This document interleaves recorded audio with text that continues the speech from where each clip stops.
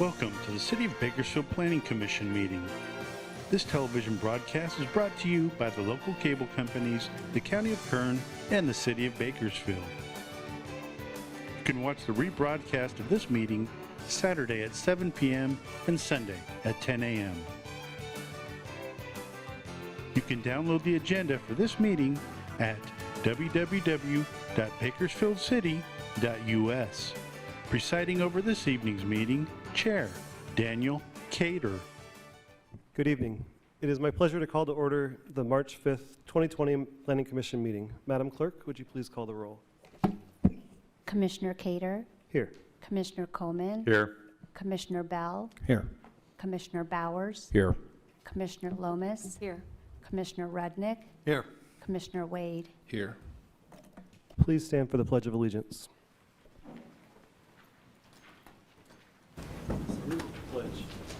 Pledge allegiance to the flag of the United States of America and to the republic for which it stands, one nation, under God, indivisible, with liberty and justice for all.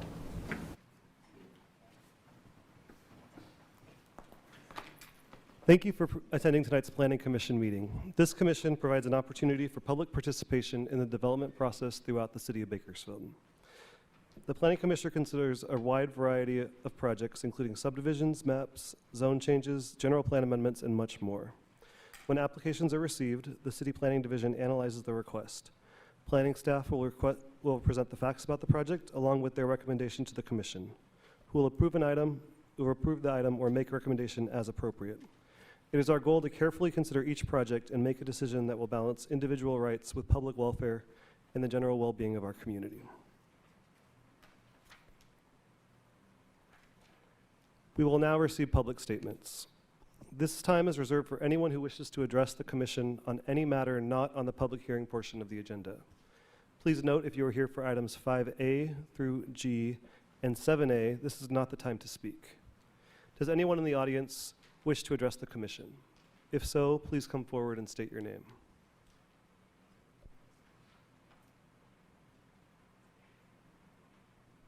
Seeing no one wishing to give public statements, we will now move on to the consent calendar non-public hearing items. These items typically involve housekeeping or administrative matters that do not require a public hearing. Does any commissioner wish to remove a consent calendar non-public hearing item for separate consideration? I think that's a yes. I'm not sure how to do this. Oh, I'm sorry. Do you have the public hearing portion? Did you wish to make a public statement? Yes, about item E. That is on the next portion of the agenda. We're just approving items on agenda item 4, the meeting minutes from last meeting. Seeing no commissioners wishing to pull non-consent or non-public hearing items, may I have a motion to adopt staff's recommendation on the consent calendar non-public hearing items?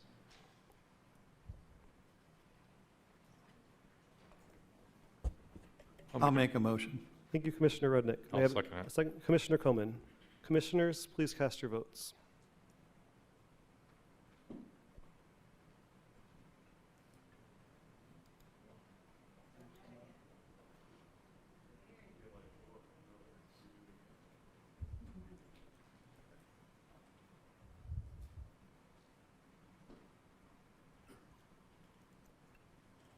Motion passes.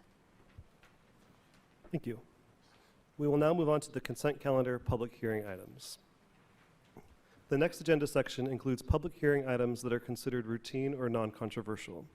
These items have been reviewed by the city staff and are conditioned in accordance with the requirements of the municipal code. The planning director will read each of the items on the consent calendar to ensure that the public has an understanding of all items to be considered. Please note, if you would like to speak on an item, please come forward after the items are read and request that that item be removed for discussion. And we will then move it into the public hearing portion of the agenda. If an item is not removed by a member of the public or a commissioner, the commission will vote on all items in one motion without further comment. Mr. Johnson, will you please read the items on tonight's consent calendar public hearings? Thank you, Chair Cater. Good evening, commissioners, members of the public. The first two items on tonight's consent agenda are extensions of time. 5A is an extension for vesting tentative track map 7242, located east of Valley Lane, approximately a quarter mile north of Palladino Drive. The proposal is to approve 3 more years to develop this project consisting of 258 single-family lots on 86 acres. 5B is an extension for revised vesting tentative tract map 7268, located at the northeast corner of Noriega Road and Old Farm Road. The proposal is to approve 3 more years to develop this project consisting of 1 lot on 20 acres for a 176-unit condominium project. Item 5C is tentative parcel map 12264, located at the southwest corner of Rosedale Highway and Coffee Road. The proposal is to subdivide 138 acres into a parcel for the existing electrical substation and a second parcel for future development. Item 5D is vesting tentative tract map 7369, phased. This is located along the west side of Renfro Road and along both sides of Brimhall Road. The proposal is to subdivide 43.96 acres into 116 single-family residential lots. Staff is requesting that item 5E be removed from consent and considered on the regular agenda. There is a change in the recommendation for item 5F for General Plan Amendment Zone Change number 190292, located at the northeast corner of Taft Highway and South H Street. Staff is supportive of the change and proposed use as a travel center. However, it is staff's recommendation that this project be referred back to staff as laid out in the memorandum provided to your commission. The applicant is in the audience and also concurs with staff's recommendation. Unless this item is removed from consent, the proposal will be brought back to your commission for consideration at the next general plan window with a new public notice and a site plan included with the staff report. The last item on the consent agenda is item 5G. This is a general plan amendment, zone change number 190345, located at 1301 and 1401 New Stein Road. The proposal is to amend the land use element designation from HR, high density residential, to MUC, mixed use commercial, and a change in zoning from R3, multiple family dwelling, to C1, neighborhood commercial on 7 acres. This concludes the reading of the consent agenda items. Thank you, Mr. Johnson. At this time, I will open all of the consent calendar public hearing items. With it being noted that staff has requested that item 5E be moved to the public hearing portion of the agenda, so we'll go ahead and make a note of that at this time. Is there anyone in the audience who wishes to speak on a consent calendar public hearing item other than item 5E?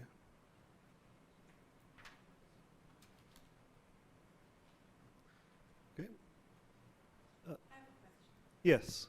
I've never been to one of your meetings, Okay. so congratulations for getting me here. Well, welcome. Could you please step to the microphone and state your name? Sorry. It's good for public record. Welcome to Planning Commission. And if I understood right, you said anything other than 5E? Yes, staff already Okay. requested that get moved. Well, I'm interested in 5G. 5G, okay. And Oh, so this is, so that's why I said I'm not sure if I need to come up well, here. if you could state your name and then. My name is Claire Patrick. Great, and then at this time, if you just request 5G, we'll move that to the public hearing portion of the agenda, which is Okay. the next section of our meeting. I request that you move it there then. Thank you. Thank you. And welcome to Planning Commission. Yep.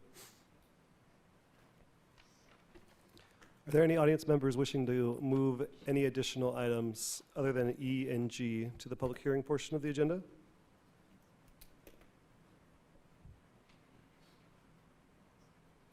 Okay. Are there any commissioners? Commissioner Coleman?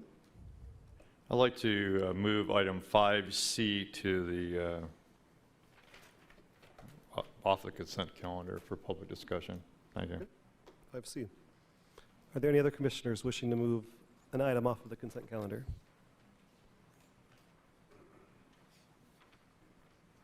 Okay, seeing no additional requests.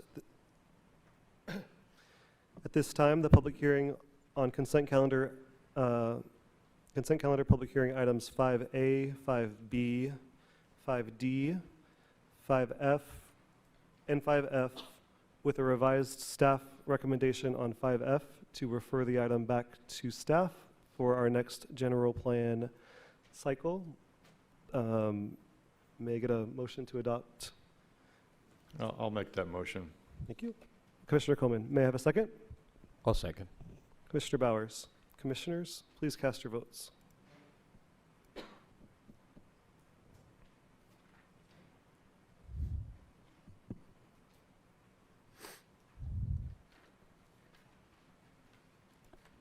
Motion passes. Thank you. Madam Clerk, can you just do a roll call since we don't see the motion passing on the screen?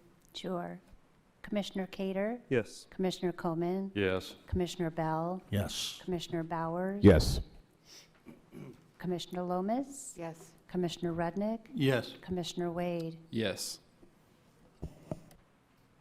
Thank you. We're now moving on to the public hearing portion of the agenda. This is the time to hear any consent calendar public hearing items removed from that portion of the agenda, including items 5C, 5E, and 5G. Before we begin, I'd like to explain how our public hearings are conducted. Staff will first give a more in-depth report on each item. Then those in favor of the project will be allowed to speak. Those in opposition to the project will be able to speak after all those in favor have spoken. If there are speakers in favor and opposition, a 5-minute total time is given to each side to provide rebuttal comments. Please note that's a total time for all speakers. Individual speakers may ask questions during their statements, but the questions will not be answered until the public hearing on that item is closed. If you'd prefer, written comments may be given to the clerk, who will provide copies to the commission. Please be respectful of others participating in the hearing by not repeating the remarks of previous speakers and presenting any new comments or thoughts in a concise and clear way. With that, Mr. Johnson, would you please provide us your staff report on item 5C?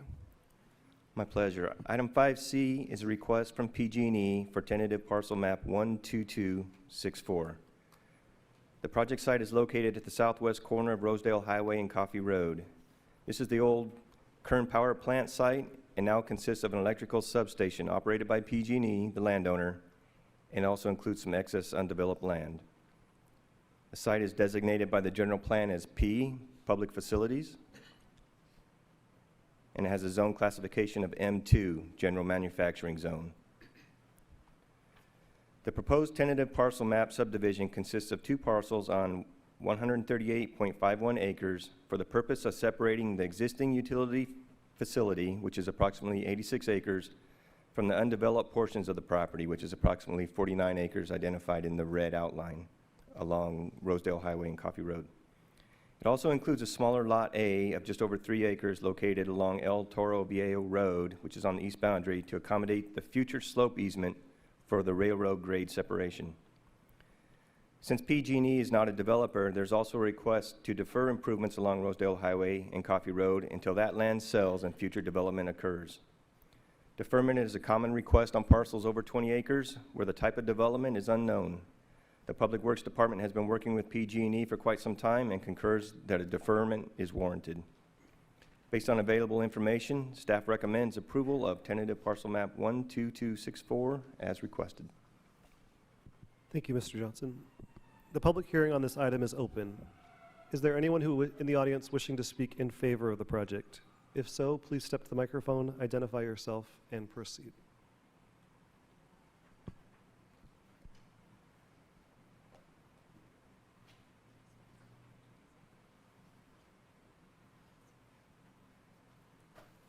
Hello, Commissioners. I'm not sure if this is the right time either.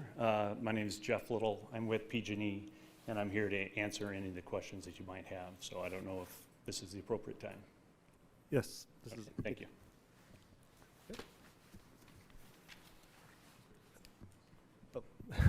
We will ask questions later, so if we have Okay. any questions, yeah. But if you want to sit in the front, that would be great. Thank you. Are there any other audience members wishing to speak in favor of the project?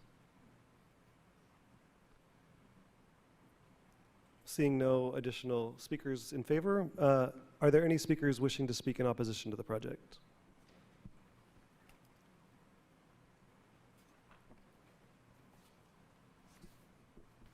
Okay. Seeing no speakers in the audience in opposition, We typically, I have a question for the city attorney. Should we ask our questions before we close the hearing or go ahead and close the hearing?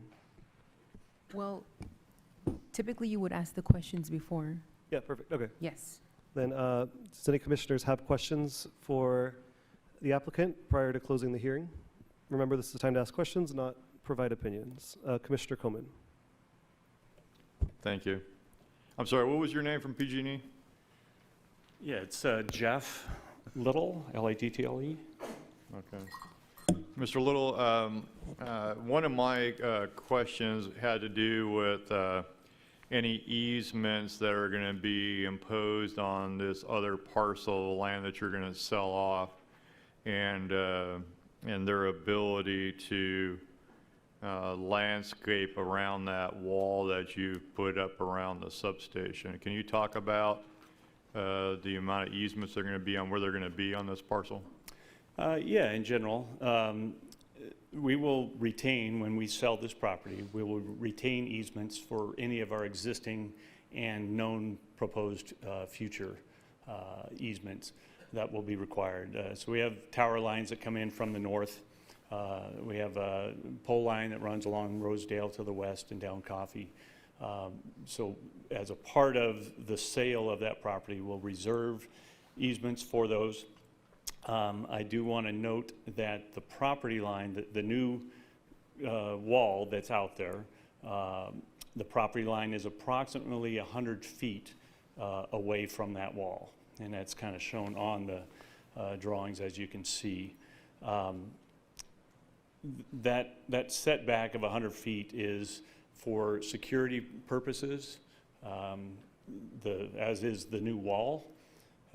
There was a issue some time ago, probably within the last 10 years up in the San Jose area, where a person shot out a bunch of transformers, caused a big outage. And so PG&E system-wide has gone through many of our critical substations and installed these walls. A couple years ago when this went in, I believe city surface with Public Works or planning, I know that someone was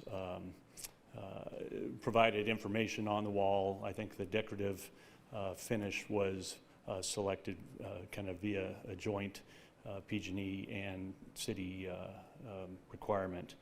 So to get to the rest of the question with regards to vegetation, that 100-foot strip, we'll be selling off the northerly parcel. So that 100-foot strip will remain PG&E property.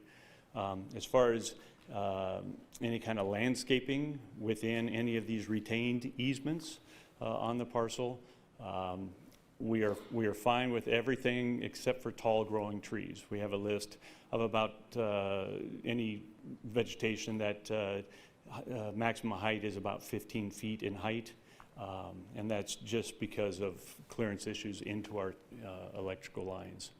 So other than the height of the trees, there is no required. And the other question was how you're going to access your portion of the property if you sell off that L shape. We'll continue to access as we do right now. Southbound Coffee Avenue, there before the separation of grade over the tracks, there is a frontage road that goes off to the right or to the west, and that is where our existing access is. We have two gates into the property there, and our main gate into the new walled-in substation is right there as well.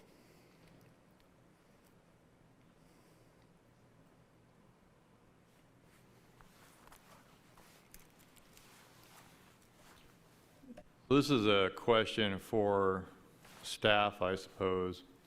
If the applicant is going to retain that 100-foot buffer between their wall and this new property line, how do we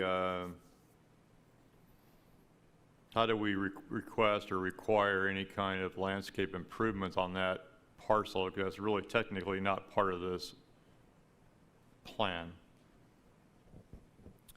The city could not require the landscaping on the PG&E parcel, but what they could require, or will require, for the parcel that's sold off when it's developed, so for instance, if they put parking along that boundary line, they would be required to put in shade trees along there.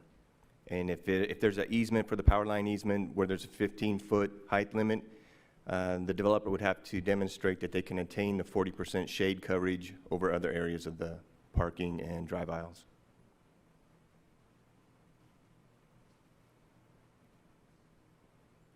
Thank you. Thank you, Commissioner Coleman. Commissioner Lomas. Could someone put a map, an aerial map up, and can you point out the access, the existing access, somebody? I don't know if you do it here? Okay. So the access right now, there is a frontage road right here, and the access is, this entire parcel is fenced on the outside. It's not just the wall that is shown here. So the access comes on this frontage road here, and there are two gates that are set right where I'm showing here. And that's how we access onto the property. To get into the substation itself, there's another major gate right here, which is the main access into the substation itself. So am I correct in that you have a frontage road that travels onto parcel 2 and then out onto Coffee? It's actually a portion of the Coffee Road separation of grade. When you acquired that back in whatever year that was, several years back now, it's actually it's not PG&E property, I guess, is what I'm trying to get at. It is public property, a public road easement through there. Not Commission. sure. Yeah, Okay. I'm not sure I understand. So you've got, how about if you can put the parcel map up? If you can show me on a parcel map? There you go. Yeah, the parcel map's not going to, so the access, let me just find my mouse. So the frontage road runs right in here. Okay, so it's outside of our parcel 2. Understood. Thank Okay. you. Yeah.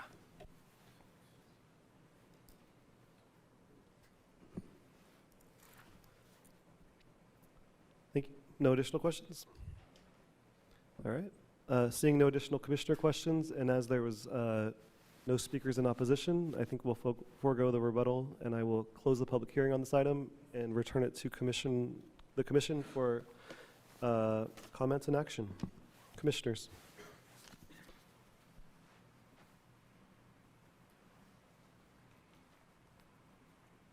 Commissioner Coleman.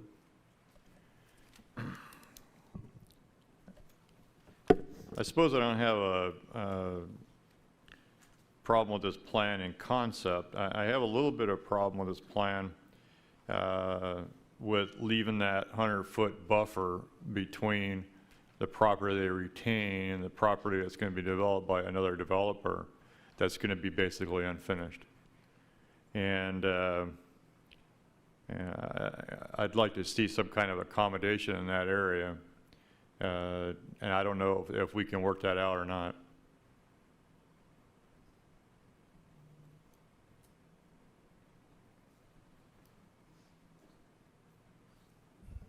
Maybe Mr. Little can comment if you're willing to put some landscaping on your boundary between the wall and your property boundary.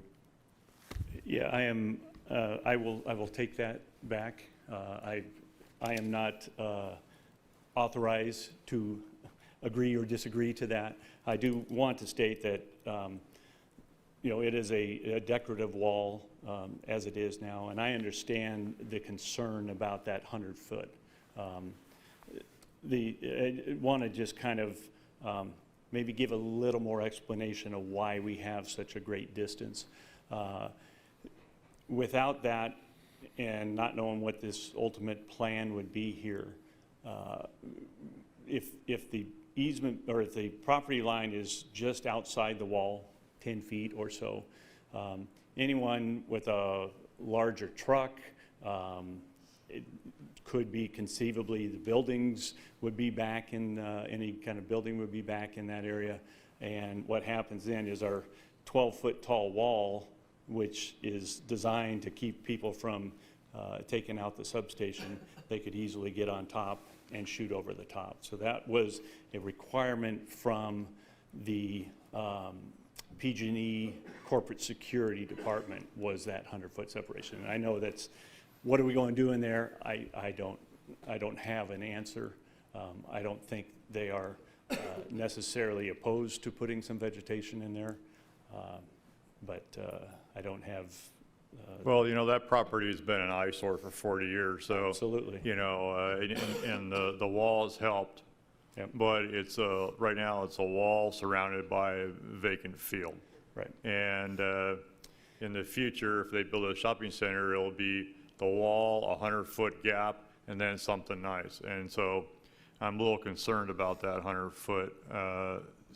You know, if it was a 5 or 10-foot space, it might be a different discussion. 100 feet's a lot. That's a big, wide alley there. I understand. And from my perspective, I understand we have some landscape requirements in the city, but you know, I'd be willing to consider, you know, allowing, you know, the PG&E to work that out with the discretion of the planning director, because there is some issues about the size of the cover and that kind of thing that may need to be waived. But I'd be reluctant to let that go without anything around that facility that you wind up with left.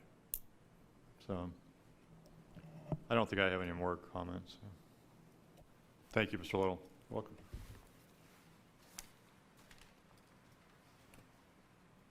Commissioner Wade. It has been an eyesore for quite a while. That being said, I think the wall is a step in the right direction, and eventually this being parceled out and being redeveloped is the ultimate step in the right direction. Given that we're going that way, and given that whatever development's going to happen is going to go in front of that wall and end the 100 feet, I wouldn't want to delay this at all for that sake. I think we need to get something there. We need to have it not be an eyesore on the main drag east-west through Bakersfield. But I think we're well on our way.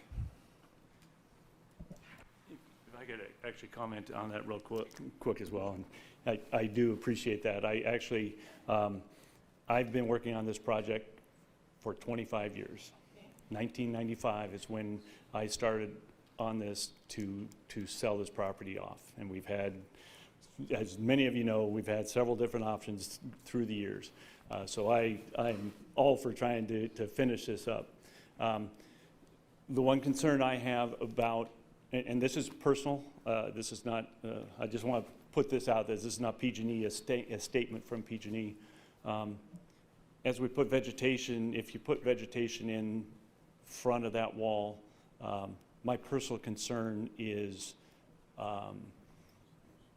a squatter, if you will, moving in, being shielded behind all this vegetation. Now they are occupying parcels, you know, on PG&E property, outside our wall, behind this screening of vegetation, can possibly cause an issue as well. To be clear, I'm in favor of staff's recommendation as is. Thank you. I did have one clarifying question for staff. I think Commissioner Coleman does raise an interesting point. I'm more interested in the remaining PG&E parcel along El Toro Viejo Road will kind of be a frontage that is kind of unimproved for the remainder, and other substations around town, whether it's water districts, PG&E districts, there is usually some kind of minimum landscape standard that seems like it's applied. And so I was wondering, does the city require anything along a public right-of-way, like a road, as far as you know, basic landscape enhancements?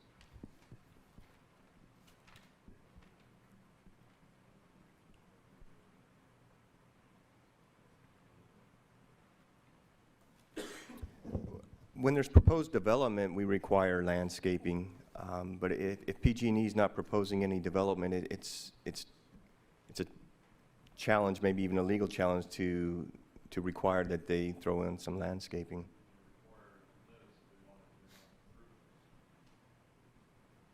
Well, and I understand, yeah, and I guess, to me, it seems, I agree with Commissioner Wade that I think watching this property for many, many, many decades kind of sit in its current state, seeing a more active use on the more active street corner is exciting, and I do think, from my perspective, we're looking at a parcel merger tonight and not an improved project. But I was just curious, more for my knowledge and benefit of if an enhancement like the wall went in, doesn't that seem more like a more appropriate time to have required landscape? And is that not a standard in our city? When the wall went in, at that time, we could have required landscaping, yes. It was not required, but when there was a permit issued for that and there was a construction project, landscaping could have been required at that time. Okay, but just to clarify, we're looking tonight just at a parcel merger so that we can subdivide the parcels. Yes. So with that, are there any other commissioner comments? All right, I believe Commissioner Coleman, you spoke first. Commissioner Wade, you used the term approved and made a motion. So I will let one of you make a motion and allow us to vote on it. So Commissioner Wade, was that a formal motion? Okay. Sure. I'll move to accept staff's recommendation on this item. May I have a second? I'll second. Commissioner Bell. Commissioners, please cast your votes.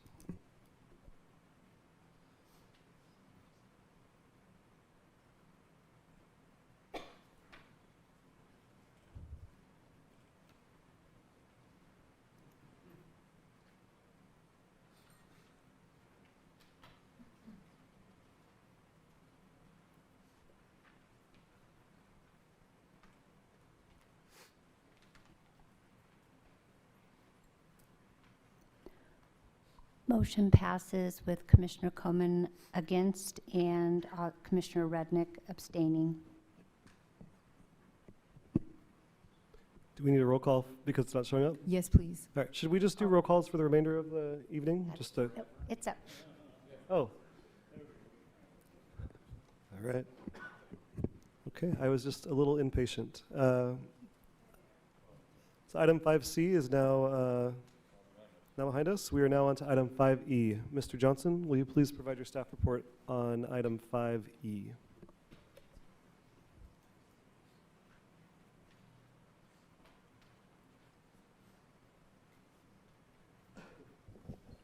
Thank you, Chair Cater.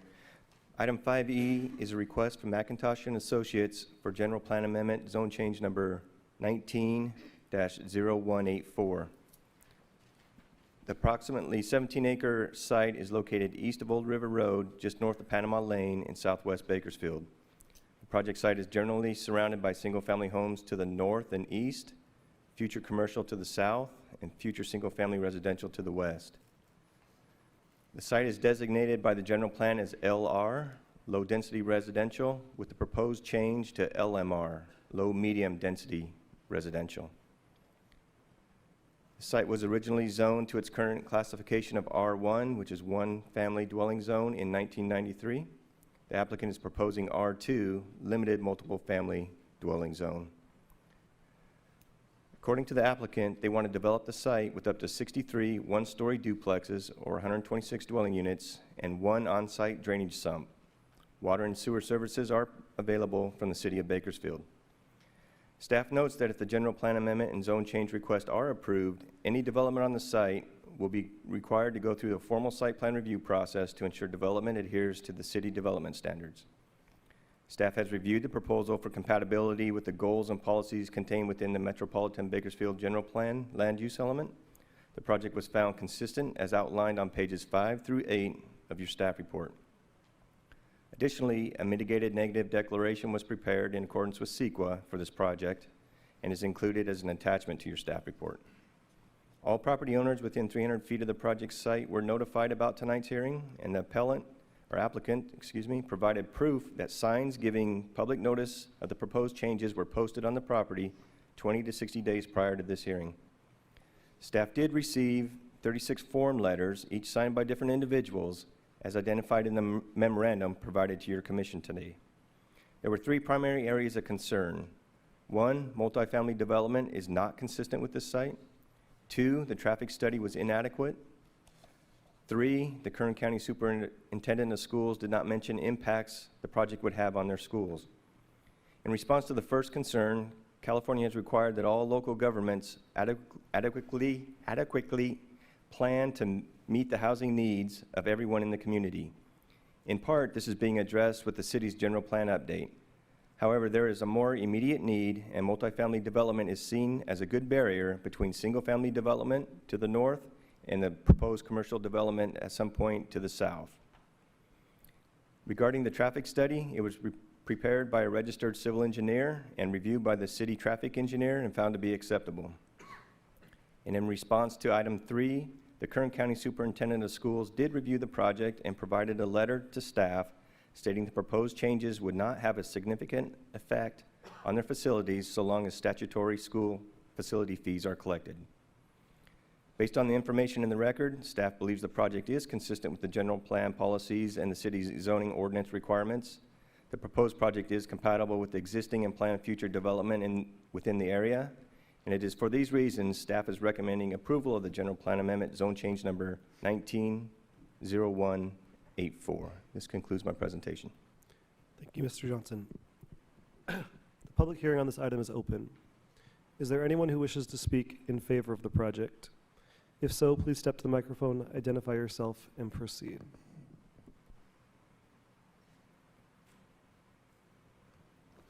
Good evening, Chair Cater, Commissioners, staff. My name is Patricia Newquist. I'm with McIntosh & Associates, here representing the owner in support of the application for general plan amendment and zone change number 19-0184. As staff mentioned, intended future development will be a duplex or triplex unit development, single story, stucco finish, tile roof buildings. Buildings are required to be staggered by ordinance to create a look and feel of single-family development. Zoning ordinance and design guidelines require additional trees and landscape features beyond what is required with single-family development, which creates a nice streetscape and overall pleasant community. I'd like to offer the commissioners a bit of history of what has transpired with the subject property. The same owners are also in process of developing the commercial properties south of the site, located at the northeast corner of Panama Lane and Old River Road. In 2018-2019, several meetings took place with Mr. and Mrs. Combs, Roger McIntosh, Jackie Kitchen, former planning director and community services director, and staff. Our clients discussed their idea to change the land use to multifamily. The idea was welcomed by staff as multifamily development is encouraged by the state, and it was conveyed to our clients that planning staff would support the application for GPA zone change. In fact, they were encouraged by staff to go with an even higher density, HMR, for apartments. Our clients suggested abutting the existing residential with single-family homes, and staff's response was to make the entire acreage a multifamily development. After a couple separate meetings with staff, conceptual layouts were prepared by McIntosh & Associates, and our clients decided to move forward with the R2 LMR GPA zone change, and we started the application process on May 1st, 2019. As you can see, there was a lot of consideration and coordination with staff and thought by our clients, keeping with the character of the neighborhood. It is our professional opinion that the proposed R2 LMR provides a good buffer between the commercial site to the south and the single-family residential development to the north. And multifamily residential is compatible with single-family residential and commercial use. Further note that standard design criteria will require a 6-foot block wall between the existing residential homes and future development of the R2 LMR project. We agree with staff's first recommendation that the Planning Commission move to approve option 1 and recommend City Council be requested R2 LMR designation, allowing the future build-out of duplex or triplex units. On behalf of the owner, we agree to the mitigated conditions of approval prepared by staff. A few points to consider. State law requires the general plan contains 7 mandated elements: land use, circulation, housing, conservation, parks and open space, noise, and safety. Within the general plan and by amendments adopted in 2016 by resolution, state guidelines to encourage the implementation of higher density development. The proposed low-median density residential project is an infill project and satisfies the need for such housing and is positioned appropriately between the existing commercial development and existing single-family residential development. Staff has adequately analyzed and determined the project is consistent with policies of general plan. Bakersfield Municipal Code ordinance provisions and development ordinances guide development with restrictions such as height, setback, line of sight, minimum lot size, landscape, parking, etc., all of which this development will abide by after the initial entitlement process. A site plan review process will be required once the land use and zoning are in place.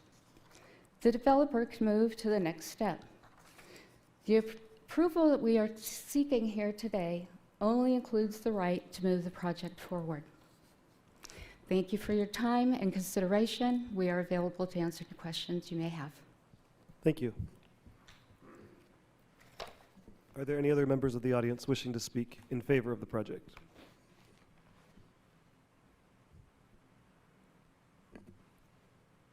Seeing no additional speakers in favor, I will now open up the floor to those in opposition to the project. If you're here to speak in opposition to item 5E, this is your time to speak. Please come to the microphone, identify yourself, and proceed.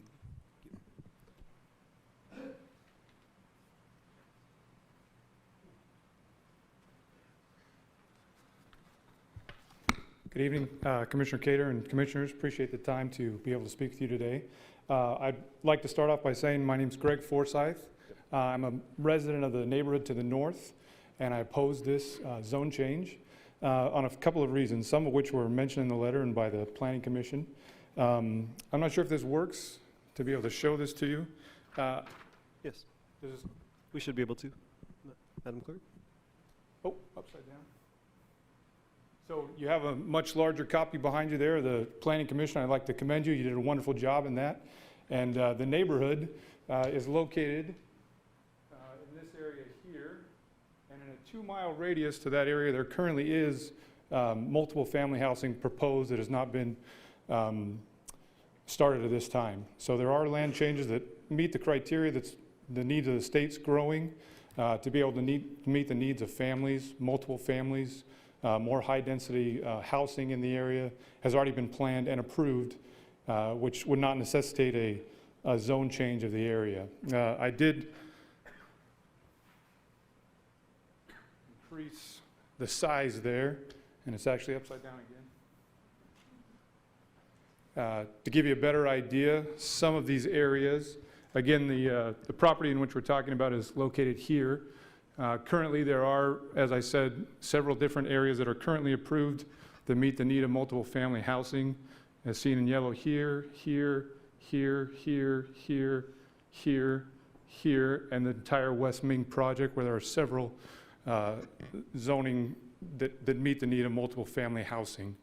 There's also several different properties that are already developed that meet this need in this area that are currently developed, and residences exist in that area as well. That is my main objection to the project, that there wouldn't be a need to actually change a zoning of an area that is already surrounded by several areas that are not currently developed that meet this need for multiple family housing that simply would need to be developed, allowing this to remain a R1 single-family home residential area. The other one, the second concern we have was mentioned in the letter as well. The traffic report that was done was actually simply done by equations removed from a book, and no actual traffic report was done on the area, as was mentioned in the letter that I was able to read and understand. Several concerns that the neighborhood has. We've gone and talked to several different neighbors. The street located there of Empire State Drive is a high-traffic area currently, and if it has access to this new single-family home, it would increase that traffic and make it even more of a problem in the area. The last concern I have, I know that the motion was presented by McIntosh and Associates, and they'll be the ones doing the developing. Their clients that they mentioned, as was prepared in the report, the clients they mentioned actually, Mr. Combs has a corporation, an LLC, that is currently with the Franchise Tax Board as suspended, and as such should not be able to do business in the state of California, to my understanding. I realize that the job will be done by KFT Holdings and McIntosh and Associates, but their client that they represent and the LLC that it was presented for currently has their corporation, their LLC, suspended by the Franchise Tax Board. That was noted today. I don't know if you need to see a copy of that or not, but I brought that as well. So again, appreciate your time. If you have any questions, I'd love to answer them, but I think I've made it clear that I'm in opposition to that and several of the reasons why I'm in opposition to that. So thank you for your time. Thank you. Are there any other audience members wishing to speak in opposition to the project? If so, please step to the microphone, identify yourself, and proceed. Hi, my name is Lisa Valenzuela. I live on Empire State Drive. I'm a handful of the original owners that built in that housing tract 14 years ago. And our house was built like the fourth house in that zone. And when we purchased our home, we were told that that empty field next to us would be a single family zoned. That's why we purchased our home in that area. Like previous, the main issue, we have looked over the letter that our neighbors have put together and proposed to you regarding the issue, but my main concern, one of my main concerns is the property value of my home. I've been the homeowner, original homeowner for going on 15 years. You know, there's, of course, you know, our property value has dropped because of the housing market and things like that in the last 14 years. And barely in the last few years, our property value has came up a little bit, but it's still not up to the point of which we purchased our homes at. And bringing in this project and rezoning that area with a multifamily home development will decrease the value of our homes. And I've even heard and researched that it could go down the value of actually even 10%. So that's my main issue with that on the property value of our homes. I do agree with the letter that was submitted to you as well. Traffic in that area already is the main street in and out of that whole entire tract of homes. I've called several times in the last 14 years, law enforcement, the city, due to that traffic. I'm the third house from the corner. When I come around the corner to park in my driveway into my garage, I can't even put on my blinker to turn left into my own home to park without a car on my tail. And I've had several occasions where they came around on the left side of me when I'm turning left into my own home. If I didn't stop, they would have hit me, T-boned me. So we already have those issues as well. And on the street of Empire State that goes to Giuliani, that goes to the empty property site, we already have issues in the last 14 years of cars parked down that street, unwanted people sitting in the car doing things that they should not be doing while children are around. So we already have that issue on that little side street. It's just the length of the house, and then it doesn't. It just goes into the empty field, there. And another thing is of the schools. Children are in our area right now, they have to go they have to be bused from our section all the way to Stockdale Elementary. And Stockdale Elementary is between Ming Avenue and Stockdale off of Gosford. And then also, when one of the children had to be bused to Reagan Elementary the first year of school, then they have to be transferred back to Stockdale because Stockdale was overcrowded. So it just doesn't give these children stability of the schools that they go to, making friends and being able to be established in one school. They're being, transported everywhere. Then a second sibling comes in and there's not enough room in Stockdale Elementary for them to go to, so then they have to be inter-district transferred. And it just goes on from there, as well as high school in the area. Independence High School is there. Those children, they're still children, they're teenagers, they're as big as us, as adults, and they have to ride a bus and sit 3 to a seat with no seatbelts on top of that. Can you imagine sitting in a bus with 3 adults in one seat to share that? It's just, it doesn't give us the right with our children and the community to have a multi-family home built next to us when it was zoned as a single family. And I also agree with the others in the neighborhood. There are multiple areas within a 2-mile radius that are already zoned for that. And so I just wanted to make that to be on the record. Thank you. Thank you. Please state your name and proceed. My name is Susan Gannett. Thank you for being here. Thank you for listening to our concerns. My big concern, and I want to thank you for the letter that the superintendent of schools sent to you. It's quite surprising to me that they said it would not impact the schools. I work at Ridgeview High School. We have 22 portables on our campus. There are 11 portables at Independence High. The only opportunities for them to go anywhere would be Stockdale. That's where the kids were originally sent, was at Stockdale. Now they go to Independence. Some of those kids from Ridgeview are going to Independence.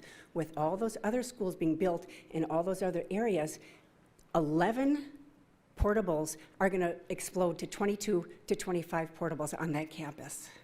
And there are no plans to have another high school built in that area in the foreseeable future. They have an ROP center being built on McKee Road, I believe it is, McKee and Old River, somewhere around there.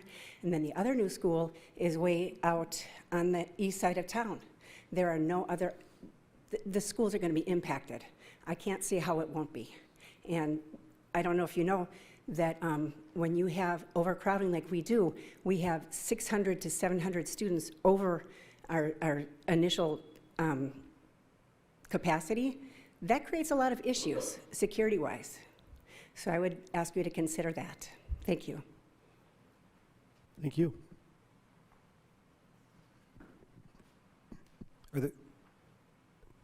Please step to the microphone, identify yourself, and proceed.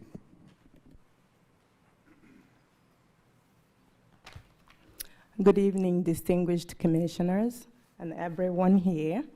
My name is Clarice Olumba, spelled C-L-A-R-I-S. Last name is O-L-U-M, Mary B. Boy A. I live on Empire State Drive, and this is to add to what my neighbors have talked about. One of the things that we haven't mentioned is that there's a gas pipeline in that neighborhood. And so if we move on to moderate, that means that there essentially will be a need for additional elementary school in that area. And I don't think that that gas pipeline would allow to add an elementary school in that area. I may be wrong. This is not my area of expertise, but I think that would be a concern. Also, traffic. We live there. We know what it's like. It's actually become dangerous, for our kids with the population that's there right now. So adding a multi-family unit, would definitely make the traffic a lot worse than it already is. Also, From talking to the neighbors and from the letter that we submitted, one of the important things that I wanted to mention is that the letter from Superintendent Watson, and if you don't mind, I'll read just a little portion of what that letter says. So, Andrea Watson, Kern County Superintendent of Schools, and this is on February 14, 2020, said, while the overall increase in taxes for the schools was all that was mentioned in the letter, the actual impact on the students and the schools was not mentioned. They only approved it based on the revenue for the county and not taking a closer analysis of the logistics. Those increased taxes do not go directly in the neighborhood. Due to the gas pipeline, they will not build an elementary school close to the neighborhood. And also, I'd like to mention that Panama Buena Vista Union School District has changed the neighborhood boundary 3 times already since it was built. Because of the number of students already exceeds the projected amount during city planning with merely 1 family dwellings. The boundary change has split families and caused a lot of inter and intra-district transfers. It has caused a real division in the community. I think it's really important to keep communities together, to keep families together and not separate them. The neighborhood is positioned on the southern border, borderline of Panama Buena Vista Union School District. TK6 students are currently bused all the way to Stockdale Elementary, which is one of the northernmost schools in the district. The closest schools do not have existing buildings or land to add structures based on the district's calculations to house the number of students in our neighborhood. Because of this extreme distance to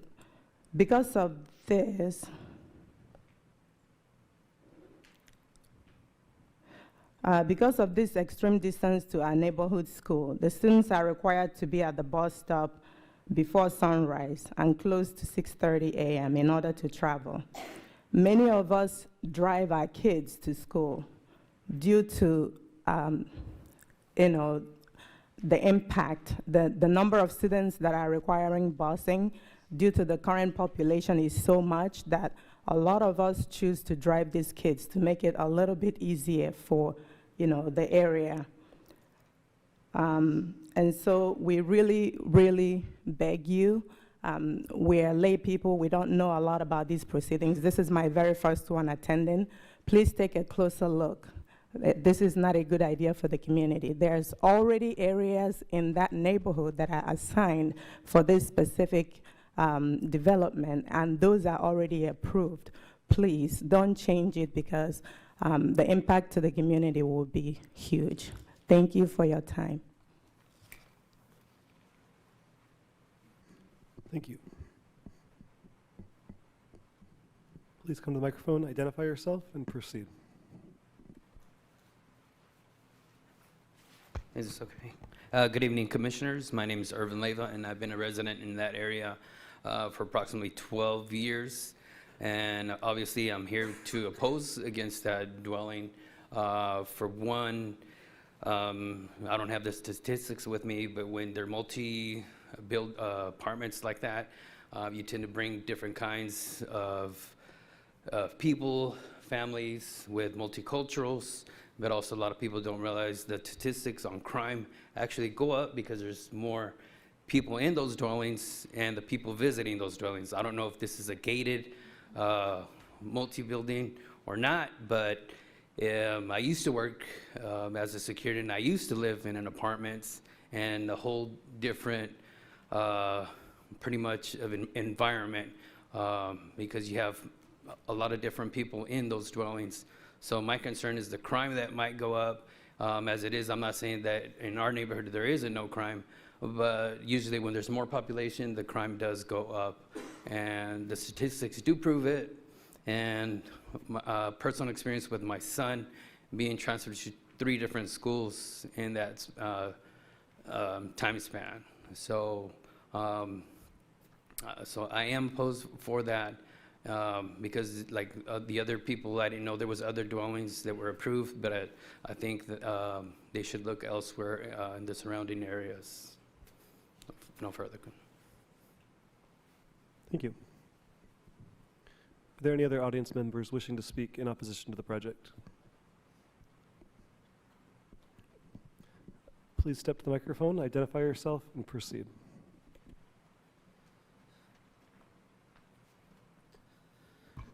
Hi, my name is Scott Lamb. I live in the neighborhood as well. Fortunately, I'm in a cul-de-sac, so I'm not quite as affected by some of the traffic, but it is also one of the points I wanted to make with the traffic. A lot of people are talking about the traffic and things like that, and in the neighborhood, there's only 2 points of access from either side of the neighborhood. On Panama Lane, you have Albany Gate that runs through, and then comes through and connects to Empire State that comes across over to Old River. And it's very common that I come home Panama Lane and come through the neighborhood that way. And the roads are a little bit wider in the neighborhood, which is very nice for us to have in our neighborhood for access and the ability to move around. But it also creates a lot of fast driving through the neighborhood. I've been passed multiple times on either of those streets, on Albany Gate or Empire, while doing 25, and people blow by me like I'm sitting still. And so the only access into the neighborhood is Panama or Old River, and we can't access from Harris, but you wind through those streets as well too. That's kind of, we can only go, if you go out to Old River, you can only go north from the intersection there on Metropolitan. And coming from Albany Gate, you can only come in from the east, from the east and go south. When you come out Albany Gate to the south to Panama, you can only turn to the west, you cannot turn to the east. And so we're limited access on which way, depending it is, that we're coming from or where we want to go, that we can come in and out of the neighborhood. From what I understand, from what I've seen of the proposal, the access for this multi-level homes will be through on Metropolitan and around Times Square to Empire State, which I'm shocked to hear that I thought it was 65 homes that was going to be the max, and then I come here and hear that it could be 136, which is kind of blows my mind. It's very disappointing to think that that would even be considered for that kind of an area, especially with the surrounding neighborhood and knowing that there's apartments just not even it's what, half a mile away. It's at the tracks there on Old River. There's multiple apartment complexes in that area. And then the access to schools. Our kids, when we moved to the area 5 years ago, my son, who was junior high age at the time, was frustrated because the school picked them up, took this whole school bus of kids all the way across town, dropped off 3 kids, and then drove all the way back across town and dropped off our kids in the neighborhood, which the bus ride was like an hour and a half every day back and forth to school. It's crazy. He'd get home at 5 o'clock, 4:30, 5 o'clock at night, and he'd be wanting to go do stuff with his friends and couldn't because we're busting him. We're like, nope, you got homework, you got this, you got that. And it was always a fight. And it's similar with Stockdale. Stockdale is a very good school. We're very glad our kids are there. But it's a long ways away from our neighborhood. Panama Buena Vista is overcrowded completely, the whole district. And so just adding 165 more homes or 136 more homes there just kind of blows my mind on the infrastructure is not there to support it. As well as property values. I've scratched and fought, and we've moved from smaller home to a nicer home and really like the area and would like our property values to stay up, and feel like that by adding this that it just turns it back the other way. And it's going to allow a lot of access to crime and traffic and just some things that we don't want to have in the neighborhood. And so I think that's what I've got to say. One thing I'd like to say too about the notification process, it was mentioned by Mr. Johnson, is that right? The sign was put up across from the Rite Aid about literally 20 days before this. And the only people who got information that we know of as we've gone through the neighborhood and talked to people were the few people on Empire State that are directly bordering the property. We live on Times Square on the other end, and we receive nothing. I don't know if we're in the 300-foot boundary or not, but we're probably 2 feet over. I don't know, maybe something like that. But I'd like to thank you for your time to be able to come and talk and discuss this. And Mr. Coleman, one thing, if you would have mentioned on the last thing that's already been approved and gone with the PG&E thing, if you look at White Lane, next to, or just past Gosford, there's the power lines that go through there. There's tons of homeless that just camp out in there. That's a 100-foot access roughly. It's very similar, and it's just a homeless camp. So if you want to see what 100 feet may look like with a nice shopping center or something built next to it, go down White Lane, anywhere from about Pin Oak to Stein, roughly. It's all just kind of homeless camps in there. So anyway, thank you. Thank you. Are there any other audience members wishing to speak in opposition to the project?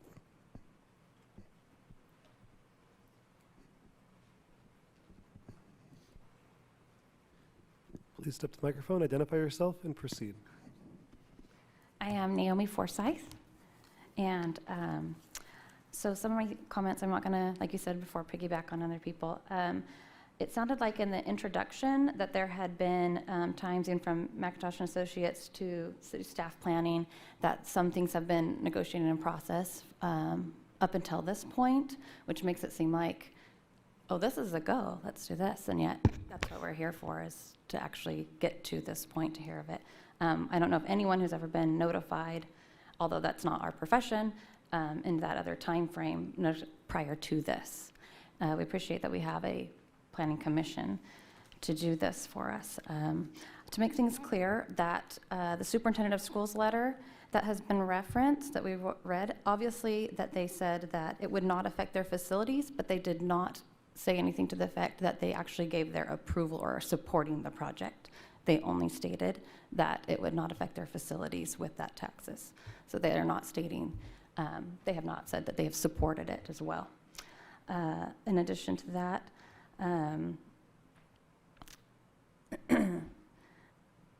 there's some arguments that could be made about, sometimes people make comments about people or things like that, and one could argue that developing the area at all might be an improvement and away from certain crime or safety. However, I think the bigger picture here isn't just the 2-mile radius that already counts for the zoning. There's not a need for rezoning, but the planning staff of Bakersfield and the commission has really put a lot of money and time into developing the area there with the millions of dollars that have gone into the aquatic center, the career tech education facility, and the high school there. There's going to be a lot more, and the commercial area to build that up, and we want that to succeed. There's going to be a lot more busing from all over the city. There's going to be a lot more traffic. When he read the staff report, it mentioned the traffic study. As far as public records that we could find online, there has not been an actual independent traffic study, that they only filed for an exemption to do so using tables. But that was not done, so unless there's something else that we have not been shown that they actually did an independent traffic study. And even doing a current one, I think we need to take into account the future growth that we're already all planning for right in that corner with building up the aquatic center and everything. There's gonna be a lot more traffic already bringing in that area. And like they said before, because I know it's taking efforts to widen Panama Road, to do those other things, a lot of people still want to find shortcuts. And projected that shortcut is straight through, like they said, the Panama through there. So even if that, I understand that they had mentioned that was the only entrance. I saw one time a map that McIntosh and Associates had said that there potentially be 2 more entrances off of Old River. So that the one Giuliani Road is not going to be the only one, but this is a preliminary map. Obviously, without mitigation and resources, once the zoning's changed, they can change it again after that. She even used the wording, which had never been yet applied, was currently duplex or triplexes. And that was the first time we'd heard of that. So it already shows that it might even become more and more dense. Once you allow that zoning to change, more and more and more could happen, and it will bring in that many more cars. There have been no pictures as far as the ingress and egress yet in and out of those duplexes or estates, which also, because it's just a preliminary thing, could change at any time. Historically, you have a lot more cars in parking than you do even people in their garages. The width between the driveways is too narrow to have street parking, and it overflows into the neighborhoods with people going through. So my thing is more, because we're planners, thinking of the future growth and everything else that is happening, not just us trying to appeal in a emotional sense, oh, in our neighborhood. It really, these are really viable things that are happening. I'm just looking at some of the other things that people had said.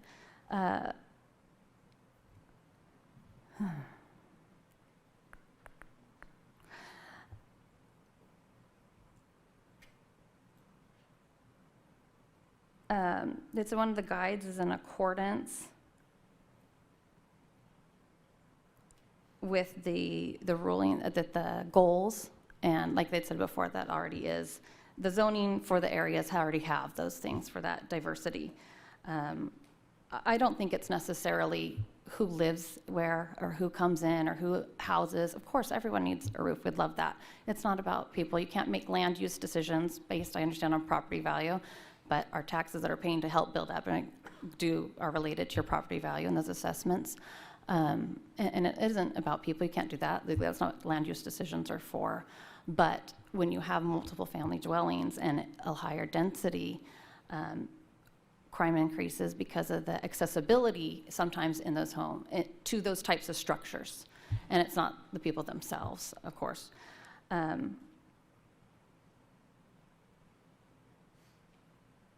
We just want to make it very clear that we are opposed to the rezoning completely.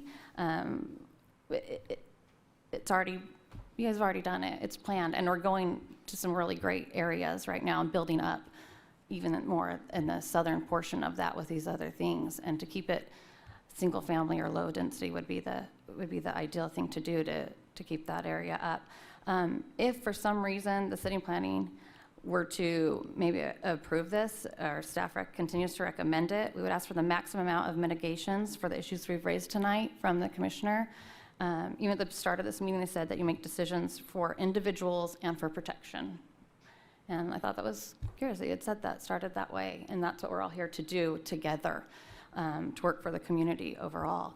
That we were request the maximum amount of mitigations and could request some of these conditions to help as the planning committee. They had mentioned a 6-foot wall, maybe make that 8 feet. If they can't, I don't know the codes, obviously, on emergency traffic, require the developer to have other entrances, exits, and wall off Giuliani Way completely, all the way. All those neighborhoods have to completely wall it off. The traffic impact study, a real one, should be done, and not just an exemption for it, but also taking into account that there's going to already be a lot more because of the growth that you've already planned that is happening. What about stoplights? What about landscaping? What about signage? A lot more of this that needs to be on any developer that comes in there, even a single family, and on the city to address a lot of those things. Yeah, and more than just the negative declaration, but a lot of these things to be mitigated against and work together for that. And thank you. Thank you.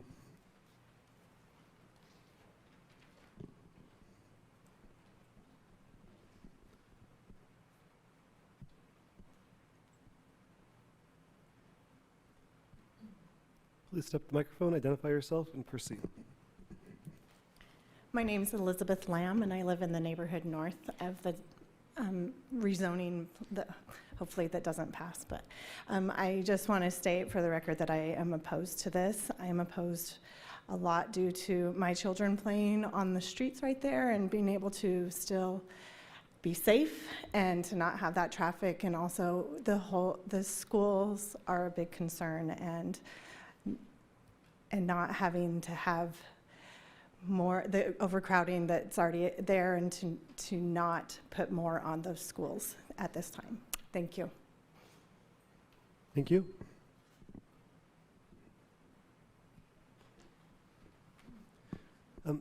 For the sake of time, if any additional speakers would like to speak in opposition, please feel free to come to the front row, just so that we can be respectful of everyone's time. With that, please identify yourself and proceed.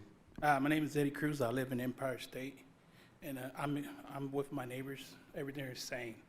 I'm also worried about when the train's there. They're going to start using our streets just to cut off to get through the other side to get there. And I have a lot of kids that plays there, and I'm real concerned. So I'm with my neighbors here. I'm against the building. That's it. Thank you. Please identify yourself and proceed. Hey, good evening. My name is Arturo Rubalcava. Thank you for hearing us out. And I know it's late for you guys, but I live on the corner of Giuliani and Empire State. And I mean, overall, this for rezoning. It's not a good idea for all of us that live there. I mean, we all have homes. If they put apartments behind your guys' house, it'd be, it's just not a good idea. And we see a lot of the neighbors on the east side of that, they didn't get those letters either, of the letters of that we all got. So we oppose of it. And everybody in that neighborhood, nobody wants it. But ultimately, you guys are the building. You guys change all the zones and all that. So thank you. Thank you.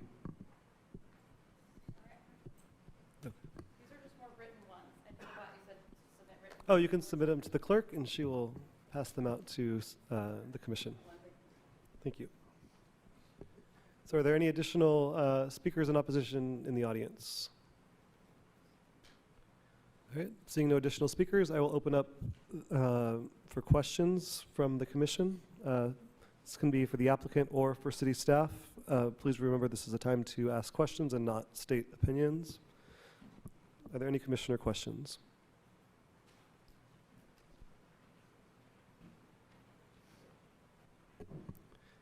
I did have a question. The applicant stated that there had been some site studies, site review, and even indicated kind of the quality of the finishes of the roof and the wall. Has there been a specific site plan or any beyond kind of high-level zoning for the project? The only item submitted to the planning department for review was the scope, conceptual scope, which was what the CEQA was analyzed after. Yes. No development plans have been submitted at this time. Okay, so there are no development plans, site plans of proposed ingress, egress at this time? Okay. Do we get a rebuttal? You do. You have a rebuttal period. But Okay. could you answer my question? So is there no site plan? There are no specific site plans Okay. for the development of the site yet. We've done a conceptual layout. Would you like to put the layout, the conceptual layout up on the screen? I think you had that earlier.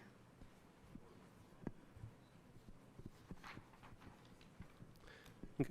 If you could just put it up just briefly, if you have it. I brought it with me. Oh. Just lay it here.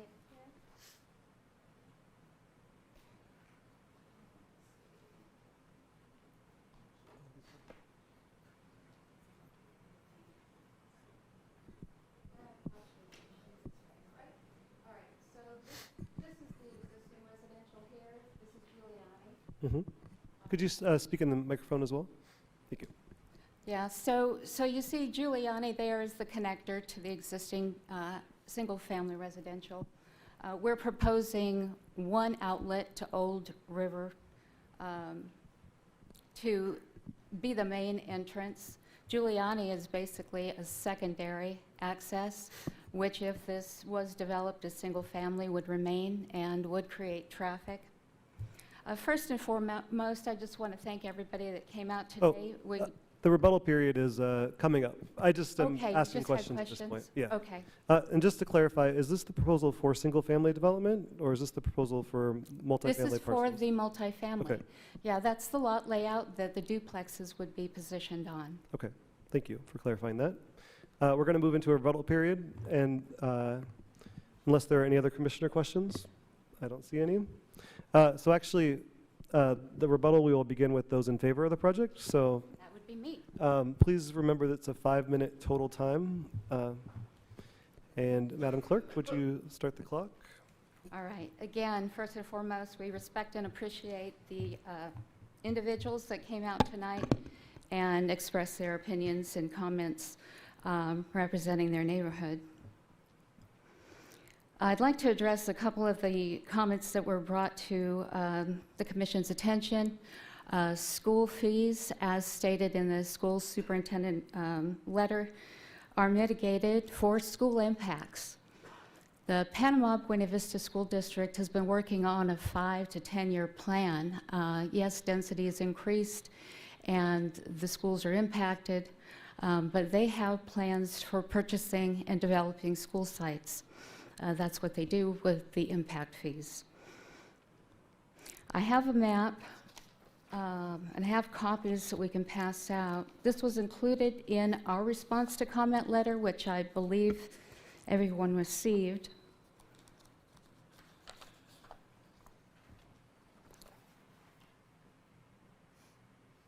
Can we project that? This is a LMR designated areas within a 2-mile radius. It was mentioned in the comment letter that there were 4 or more areas within the adjacent vicinity. This shows you that there are 4 highlighted, 2 of which are developed. 1 is outside the 2-mile area that are available for development. So there's very limited multi-family sites to be developed. Again, many of the multi-family HMR and LMR were built out as single-family homes.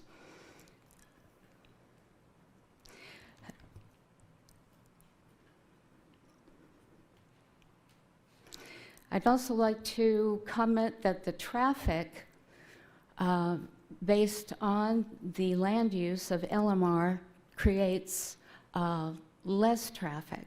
And that's why the traffic exemption letter was presented. There are actually less students, less children in an LMR designated zone.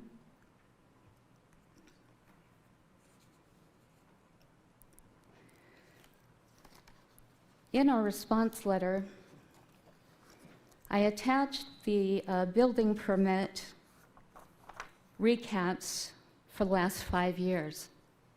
In that, it reflects that only 94 permits were pulled for duplex units.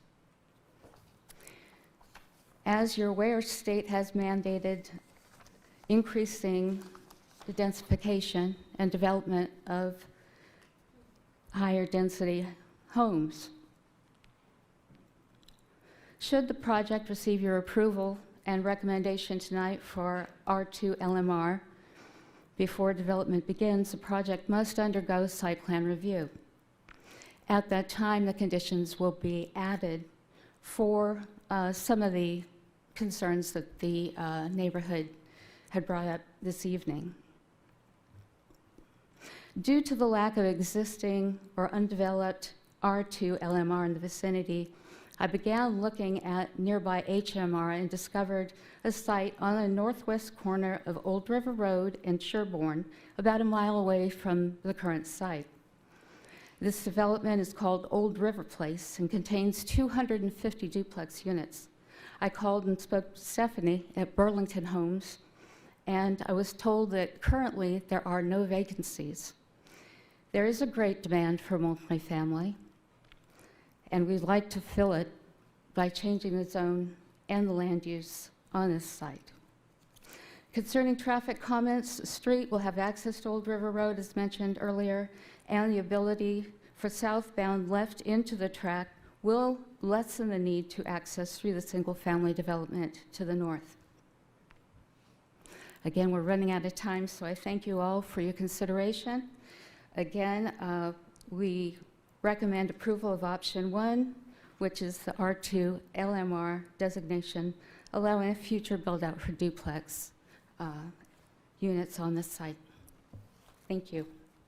Thank you. All right, with 5 seconds, I think we'll call the rebuttal for those in favor of the project and move on to provide those in opposition a chance to provide rebuttal comments on what's been heard tonight. Again, this is a 5-minute total time, so if there's multiple speakers, I would encourage you to be succinct, be precise, not repeat previous speakers, and queue up in the front seats so that we can make the most of this 5-minute total time. Thank you. Hi, my name is Susan Gannett. Oh, with Madam Clerk, let's go ahead and, oh, you already did. Thank you. I live right on Empire State, and I just found it curious that you said that there will be less children in a multi-family area. That just seems a little ludicrous to me. Thank you. Hi, again, my name is Greg Forsyth. She mentioned the traffic report being done, and it was actually done just by using equations. They didn't actually give the scatter plot maps. I have those here. They were actually done from a separate study. I actually found these online, so they weren't actually included with the information. But you can see the areas that they're actually talking about. There's actually quite a bit of spread in those areas. I know it's kind of hard to see on here, but the amount that they're talking about is actually in this area. You can see there's a high differentiation between what the actual projected number is and what they were actually recorded in the different studies. So that's why we'd recommend an actual traffic report in the area to ascertain what the actual traffic impact would be for our area, and not just an equation from a book. Lastly, I wasn't able to see her map. I need glasses. Apologize for that. So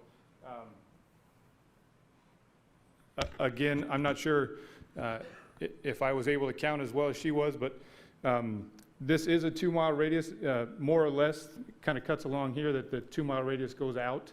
But again, the West Mings plan includes low and medium multifamily housing. There are several different other areas. The area she mentioned is right here where there are actual duplexes that are families living in there. We know that area already exists and is full.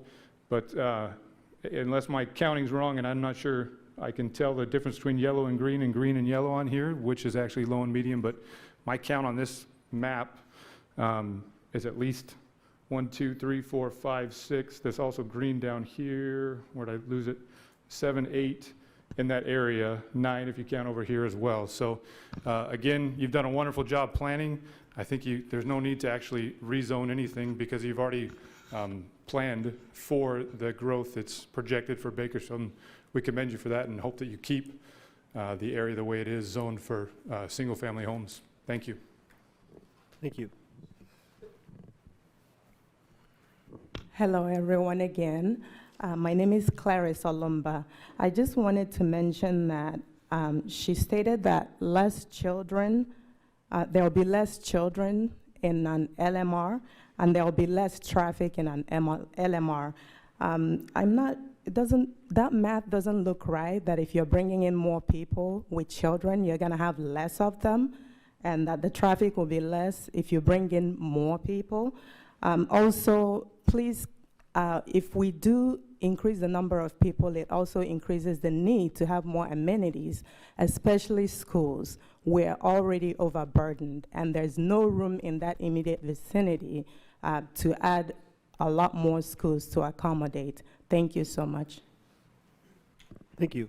We have 1 minute and 30 seconds, more or less, remaining. If there are any additional rebuttal comments for those in opposition, please step forward now. Thank you. And if there are any additional after The speaker, if you would go ahead and make your way down now to make sure we have a chance to be heard, everyone to be heard. Hi, Scott Lamb again. One thing she mentioned about Panama Buena Vista, that they have a plan, a 5-10-year plan. That's 5-10 years down the road. They haven't even identified properties. They don't have places by the time they build, by the time they do all this stuff. We're 5, 10, 15 years down the road. So, thank you. Thank you. Okay, so we'll do one last call for those in opposition wishing to speak and provide rebuttal comments. We have 45 seconds remaining on the clock. Okay. Seeing no additional speakers, I will now close the public hearing on this item and return it to the commission for comments and action. Commissioners? Commissioner Coleman? Did you? You were looking like your thoughts were about to... All right.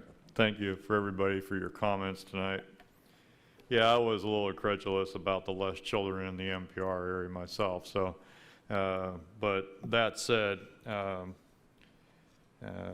we heard a lot about the schools, and the solution to that is, unfortunately, is building more houses or building more property, because the developers pay a school impact fee, and the school districts use that impact fee money to accommodate the students in that area, building elementary schools and high schools. And so those issues you're going to want to take up to the school board. I'm sure they'll appreciate hearing from you. So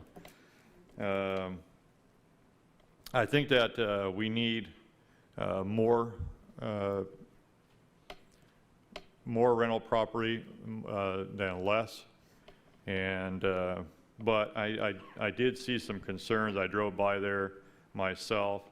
I have some issues with those houses along Empire State. They're all 2-story houses, so and with dilapidated wood fences. So I'd like to see that improved.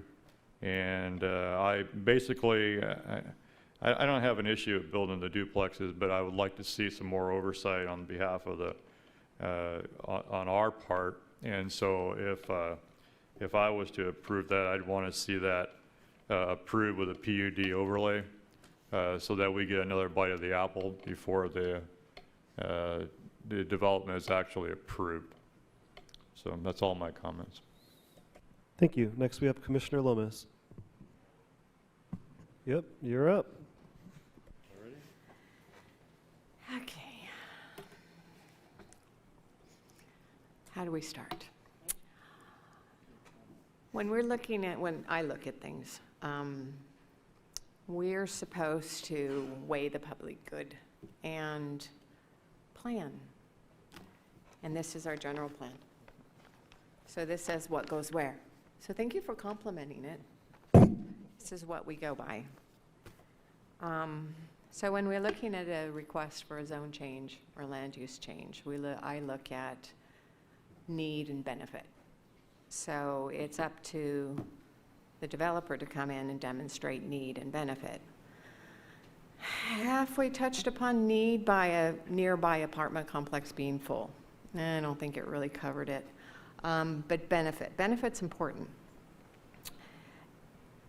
I've been doing this a while, and the most successful projects that come through, especially when you're asking for an apartment zoning, is when they've had a conversation with the neighborhood and they demonstrate the beauty, the amenities, the advantage of having this addition to their neighborhood.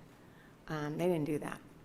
And so I think one of the speakers rightly said it, they can put pretty much anything there.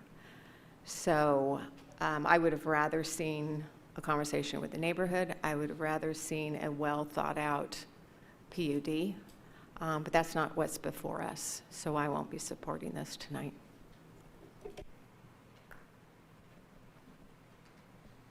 Thank you. Are there any other commissioner comments?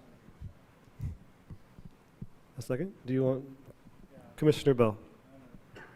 I'm going to take a quick stab at this. So, one, I want to thank all of the the neighborhood folks, we value your words.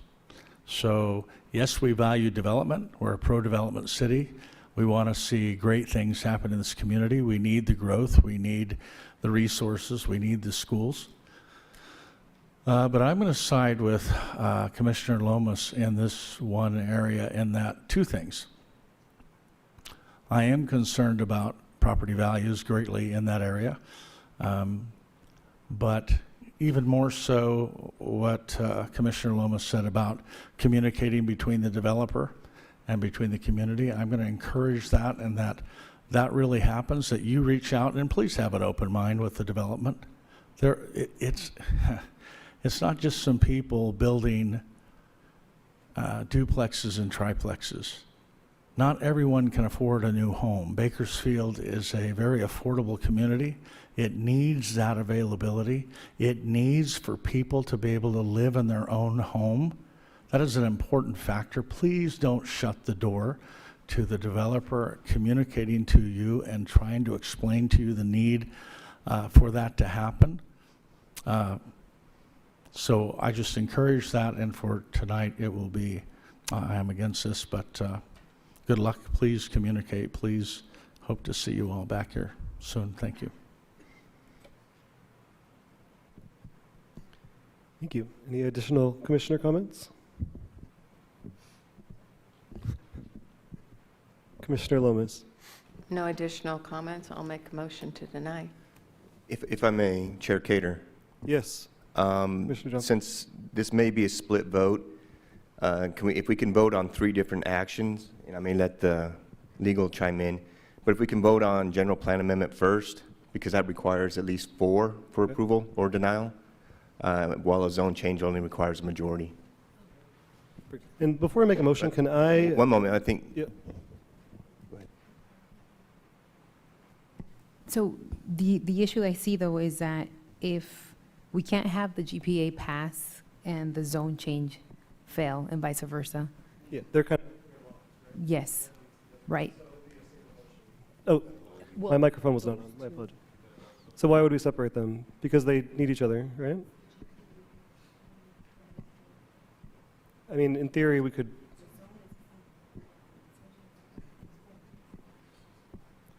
Well, Commissioner Lomas, if I may, I was hoping to say a few words, providing an opportunity for my other commissioners to state. So while staff is thinking about the most appropriate way to move forward, I'll just say a few things about the project because I do appreciate the neighborhood input. I think this commission exists for a public dialogue in how our city builds and how we develop and how we grow, and so I really appreciate everyone coming out tonight. There's a few items that I see about this project. You know, one, I do agree we need to look at more diverse housing options for our community. Not everyone is going to be able to afford, is going to be able to want, is in a life situation where a single family with a large lot makes sense for their life circumstance. And I say it every time, but I really take it to heart. I take great offense when apartment dwellers are considered others, when we talk about them as far as being related to crime and being seen as a blight to our neighborhood. I live across the street from apartment dwellers, and they are as kind and as generous and as a part of my community as the homeowners next to me. So I would just want to state that because I think it's, that being said, I was excited at the initial staff report with the idea of this project being a thoughtful integration with the planned commercial adjacent and the thought of thinking about how this project is providing a community benefit that provides an interlink between dense housing and commercial. And I got excited. I thought this is great because I do agree with our general plan wants us as a community to look at ways to be more thoughtful, to be more integrated, to provide new ideas to our community. However, and I appreciate showing the basic site plan because what was presented to us tonight was not a thoughtful integration of the two uses. It was basically, I couldn't decipher whether it was a multifamily project or a single family project, and so it was a hard case to make that it was being done as a community benefit. And so I agree with Commissioner Coleman. I think we have, as a city, PUD tools where we can make the process more transparent. I always think, I agree with Commissioner Lomas, that projects that are more proactive and engaging the community early typically have much better results.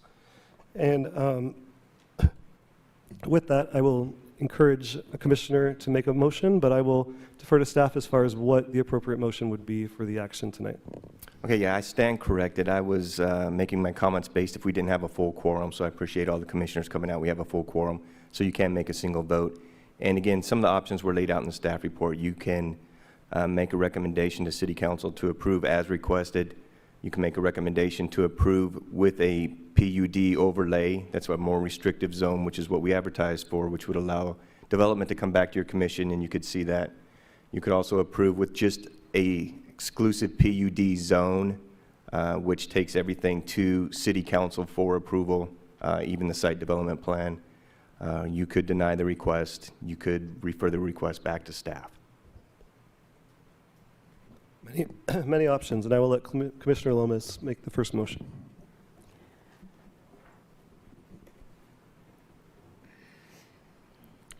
We had quite a showing of neighbors. So there's quite a few people that have quite a few opinions. Having us, staff, council, plan this doesn't make sense to me. This neighborhood had reasonable expectations that the way it's laid out, that there would be houses. It would be an extension of their own neighborhood. This is not planned. This is not good planning. Just to come in and ask for a zoning. The neighbors, I trust, will be open to a conversation on how this project will develop in the future. But for now, I don't see a good plan. So again, my motion would be to deny. May I have a second? I will second. Commissioner Bell. Commissioners, please cast your votes. So a yes is to deny the project, correct?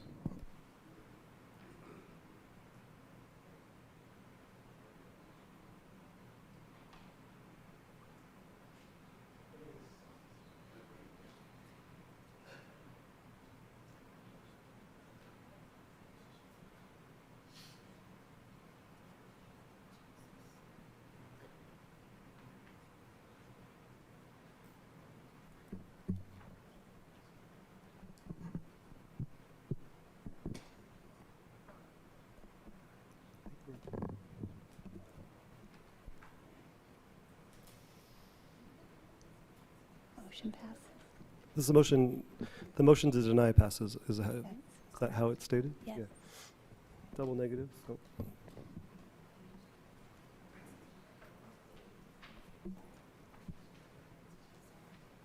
Okay. So motion was approved to deny the project. Yeah, sorry. It's just stating that for members of the audience. Yeah. Thank you. We will move on to item 5G now. Oh, do you need may I propose a 5-minute break to collect ourselves, and we will reconvene at 7:18 to discuss item 5G. Thank you.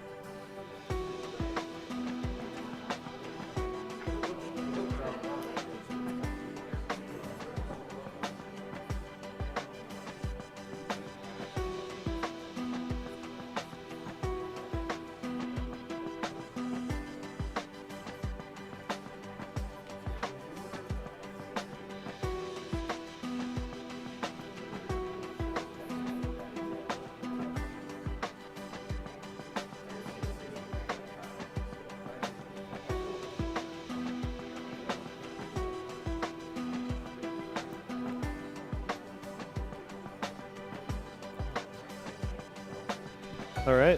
I think we saw 7:18 come and go, and we are now looking at 7:23. Let's, if all are in agreement, let's proceed to item 5G.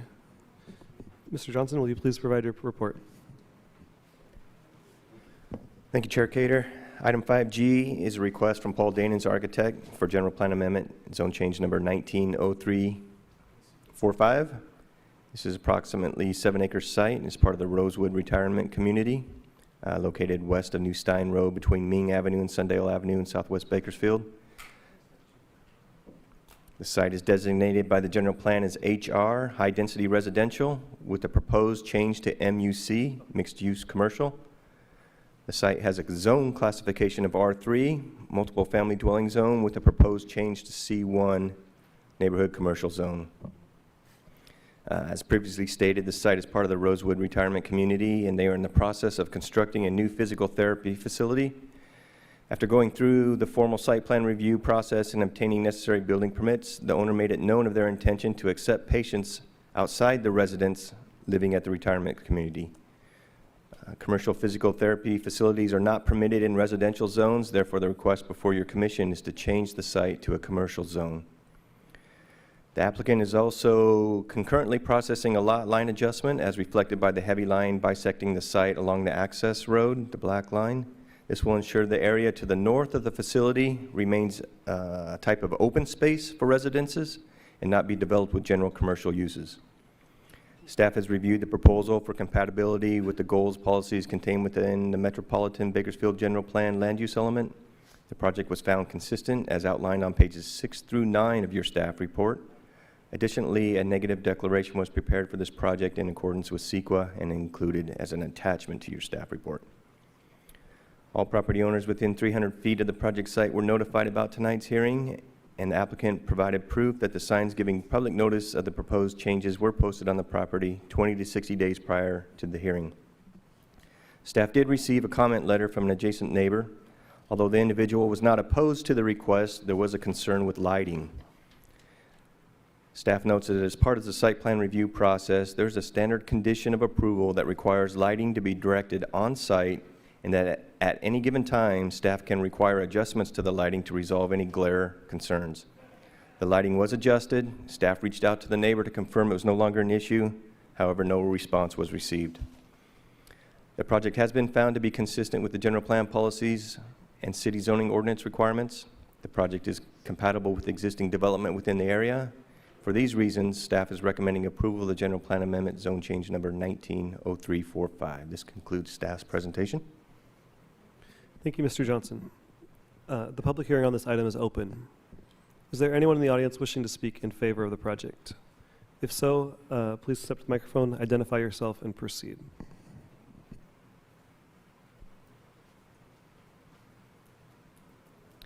Good evening. My name's Jeremy Manning. I'm with Paul Danens Architect. I was a project architect on this one. The physical therapy building that we designed for this was primarily used for the Rosewood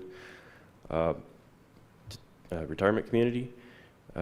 Rosewood also does more. They actually, when people in the elderly have surgeries or something, they come in, they stay, they get recovery, and then after they're released, they come back for physical therapy. This allows us to open up to the residents on site and also to the retirement community that's around the area, servicing those people there. So we ask that you approve the zone change and allow this to go through.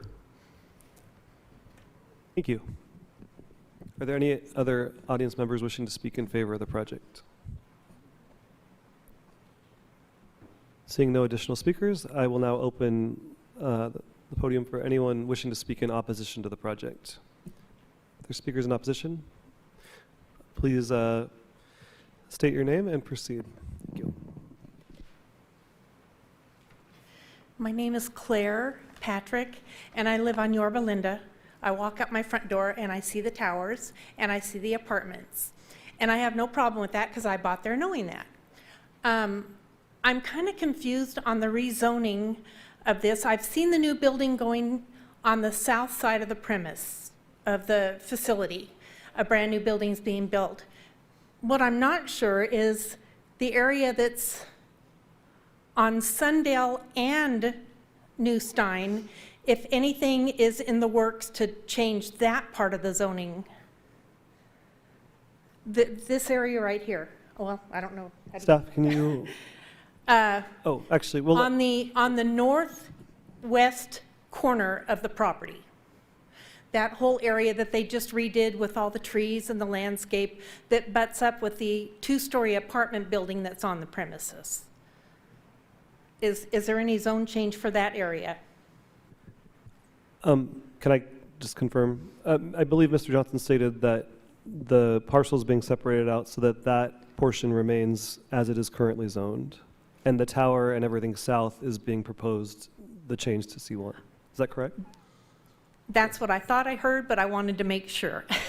Oh. And it would be nice to have a physical rehabilitation place for people that, I live in a community where a lot of people don't drive anymore. I take a lot of people around places. And it would be nice for them to be able to just go next door to Rosewood Garden to get rehabilitation. So I'm not really opposed to it. I just wanted to make sure that that other area, and that they weren't going to put a little mini mart or a gas station or, you know, something like that. And I don't know what the commercial zoning is for these things because I've not involved in that. So I just wanted to make sure. So I'm not opposed. I just wanted to make sure that area stayed the same. Thank you so much. Thank you for your comments. Are there any other speakers in opposition? If not, for the sake of transparency, I'll ask the applicant during our time for questions. Can you confirm if no work is being planned for that portion of the site as a part of this project? Yes, the property to the north of the main entry is going to remain as a residential, so that area does remain undeveloped. It stays as it is. There's no plans now or forever. It was a point of discussion with planning originally, that was why we are adjusting the lot line, so that we don't have a lot line across the middle of the building, but it separates that and keeps everything else the way it is. And there's currently no proposed work No. for your project? No, no. Okay, thank you. Not at Okay. all. Sounds like it was a pretty agreeable support and opposition, so I will ask the opposition. Are there needs for rebuttal comments, or? No, I'm really not opposed. I just wasn't sure if there was a possibility that it would be developed, and I just wanted to make sure. So I have no problem with them where the building is right now. It's on New Stein, and I have no Okay, problem. so are you in agreement to not provide rebuttal comments? Correct. Okay, then as our lone speaker in opposition is in agreement to forego rebuttal, I will close the public hearing on this item and return it to commission for comments and action. Well, oh, you have questions? I have a question, sorry. I'm sorry, was your Claire? Yeah. Actually, Claire brought up a good question, and I think we should probably talk about it. What's to prevent this from being built out as a mini mart if we change the zoning on it?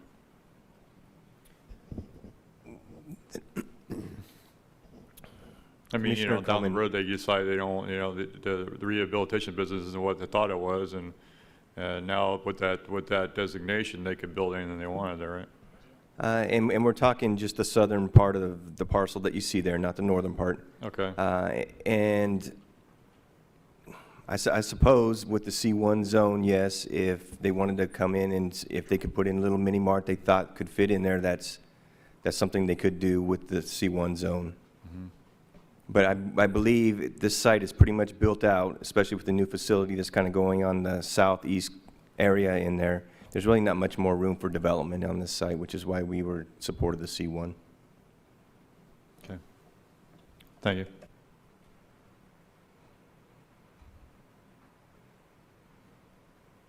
And then I just had a clarifying question. The change from an HMR to high-density residential to C1, does that change any condition along the property line to the adjacent multifamily housing to the west?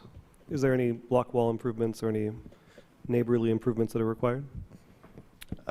There will be, if they want to do any more development, there will be block wall requirements between any commercial and residential, although we do know that the lot line there that's proposed for an adjustment is along a roadway, so there will be nothing on the parcels.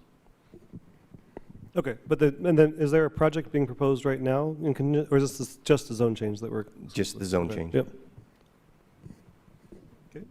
Any other questions, or may I have a motion to adopt staff's recommendation? Commissioner Bowers? Sure. I'd like to make a motion to adopt staff's recommendation on this item. Okay. I'll second that. Commissioner Wade. Commissioners, please cast your votes. Technology, please work.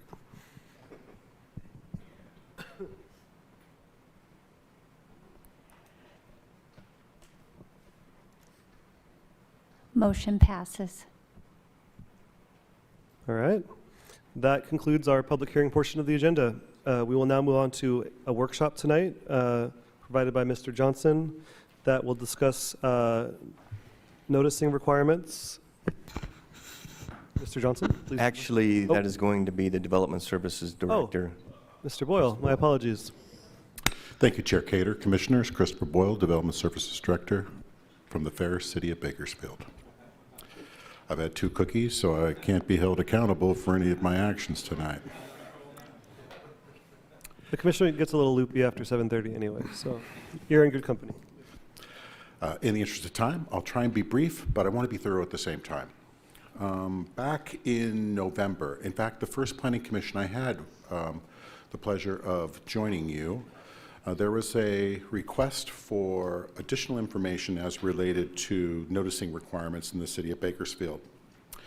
This was in conjunction with a map extension wherein an adjoining subdivision was noticed. I believe the subdivision's name was Cattle Kings, and ultimately staff at the request of the Planning Commission noticed the entire subdivision, and then subsequently after that we were requested to provide additional information.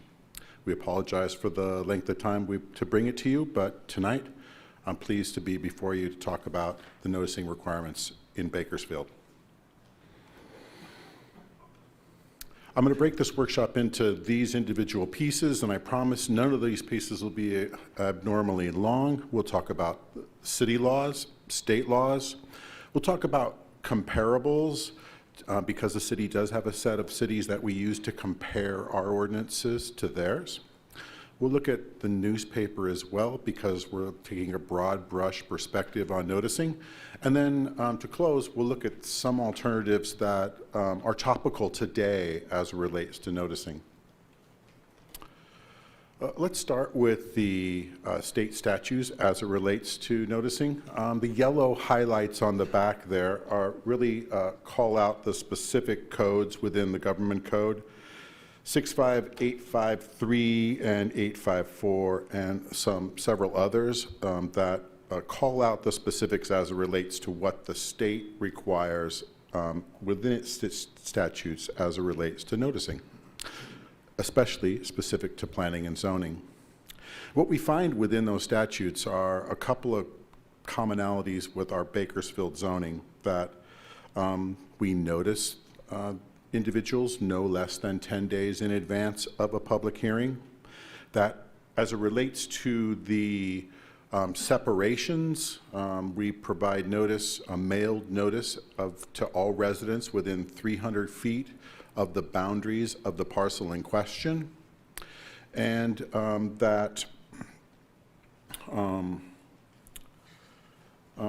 that happens also at least 10 days before the hearing as well. So we notice to the newspaper, and it's published in the newspaper at least 10 days in advance. And then we also send out public hearing notices by mail to the property owners within proximity.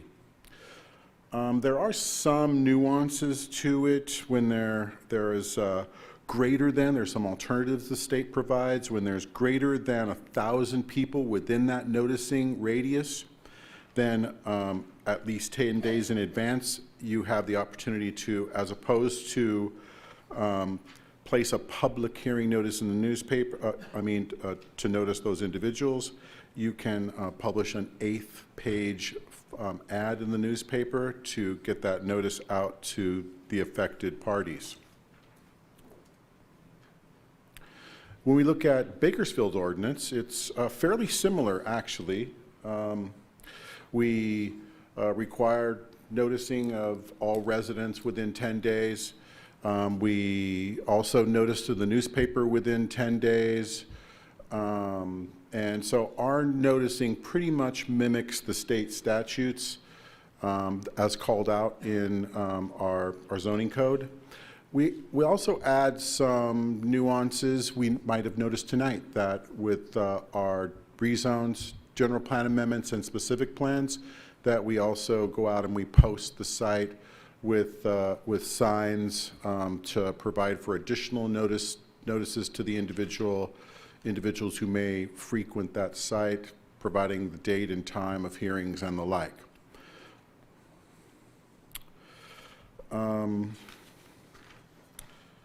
So pretty much the noticing that goes out onto the properties are pretty much above and beyond what would be required by the state. The mailings and the newspaper relationships that we put out, those are fairly consistent with state statutes as they are in place right now. One little caveat would be that we have additional or more expanded noticing for certain CEQA documents. CEQA requires a greater noticing for earlier out in the process. And so when we're doing something like a zone change or general plan amendments where a negative declaration is prepared, then noticing is typically 3 weeks out, 20 to 21 days. So let's look at what our comparable cities do. We have 13 comparable cities and counties that the city uses as comparables during various studies, oftentimes perhaps for a salary review. But when we're looking to compare what we do to other cities, these are pretty much our 13 go-to comparables. Fremont, the city of Fremont has, if I recall,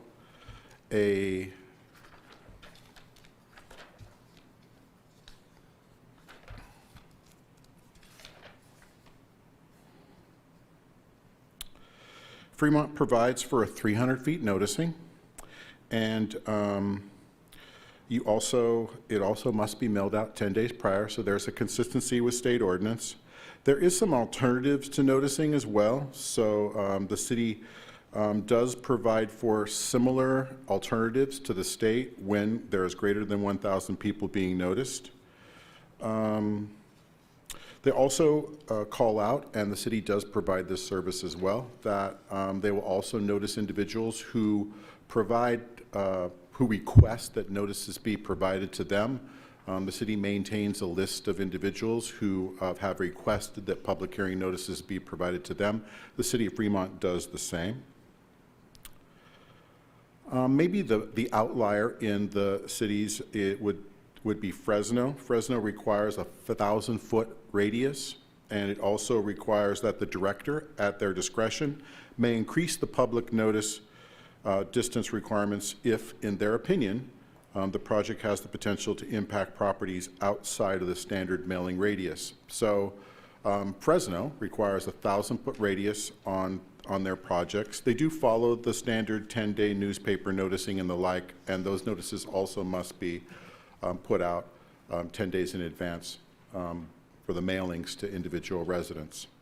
So Fresno would be the outlier in the case. When we look at the other cities, Glendale would have 1,000 feet, and that's for all owners and occupants. So they not only mail to the owners of the properties, they also send a mailing to the actual residents who's ever living there, so that there's dual mailings oftentimes. If the owner of record on the assessor's parcel roll is not the resident, both of those parties get noticed. Modesto has a 300-foot radius. Ontario has 300 feet, except in the case of cell towers, which is 500 feet. Oxnard literally relies upon the state law. That's what they specifically call out, consistency with the state statutes. Pasadena has a 300-foot noticing radius, up to 500 feet, depending on entitlements. So for Specific entitlements, the City of Pasadena expands to a 500-foot radius. They also don't do with a 10-day notice. They actually notice out 14 days in advance as a policy that's called out in their statutes. Riverside is 300 feet. San Bernardino is 500 feet. Stockton is 300 feet, except with specific plans and master development plans, wherein there's a 1,000-foot radius. Tulare County has a reliance on state law as well at 300 feet, and Fresno County, curiously enough, when their primary city is 1,000 feet, they are at 300 feet.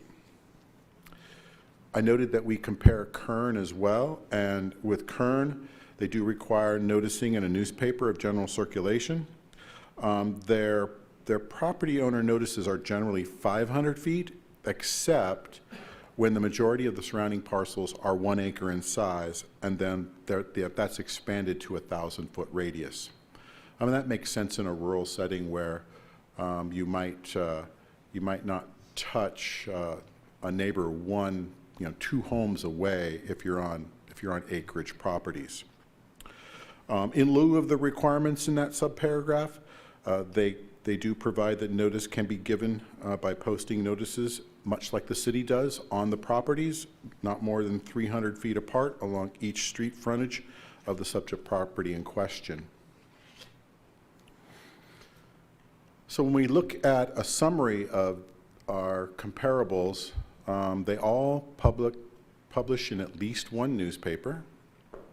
They all provide at least a 10-day notice, both for mailed and newspaper publications.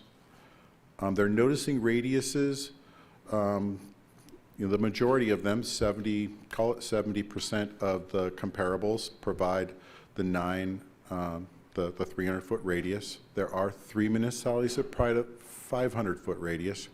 And then Fresno, the city of Fresno, provides for a 1,000-foot radius. There are various options that are explored in the various ordinances when the actual number of residents exceed 1,000, such as posting notices on the property in question, which the city of Bakersfield does as a rule for certain entitlements, or publishing an 8th-page newspaper publication. Of note, costs rise as radiuses expand, and that leads to a discussion on alternatives. Let's first look at newspapers. Did a little bit of homework as it related to newspapers. Municipalities have used newspapers for public noticing since the 1600s, the mid-1600s. And today, newspaper noticing is required by state law when there is an adjudicated newspaper of record that serves the community. I have worked for a municipality where there was no newspaper of record, and in that case, the requirement of state law would be to notice that project in at least 3 public places. So in the place I worked, that was at the county courthouse, at a public library, and I believe at the city clerk's office. We also noticed to the only post office in town. So that pretty much covered everybody who frequented places within the community, because there was no newspaper of record. In the case of Bakersfield, the planning department utilizes 2 adjudicated newspapers, and Kern County has a long list of newspapers that are considered a newspaper of public record. So we use the Bakersfield Californian and El Popular, and we use those consistent with state law with a 10-day notice and a 21-day notice when a CEQA document requires that. So noticing does cost money, and those costs continue to rise. I asked my staff to provide just a look at what our noticing costs have been at development services over time. And in the fiscal years that I asked them to do some quick research on, They went back to 2013, 2014 fiscal year. We saw a difference of about 62% over time. As it relates to direct mailings, it was 46 cents in 2013, and it's 55 cents for a stamp today in 2020. I note that because although I was really impressed with the amount of attendance on tonight's public hearing agenda, where noticing, our standard noticing did its job. It brought out public who were concerned about a project, and that project, in the case of tonight, had a 21-day notice because of its environmental documentation and a 300 radius on its mailings, and it was published in both newspapers, and it had signage along those frontages. And this particular project, our noticing requirements did their job, and they brought people out. And so that's money well spent when we as public servants see public participation in the process.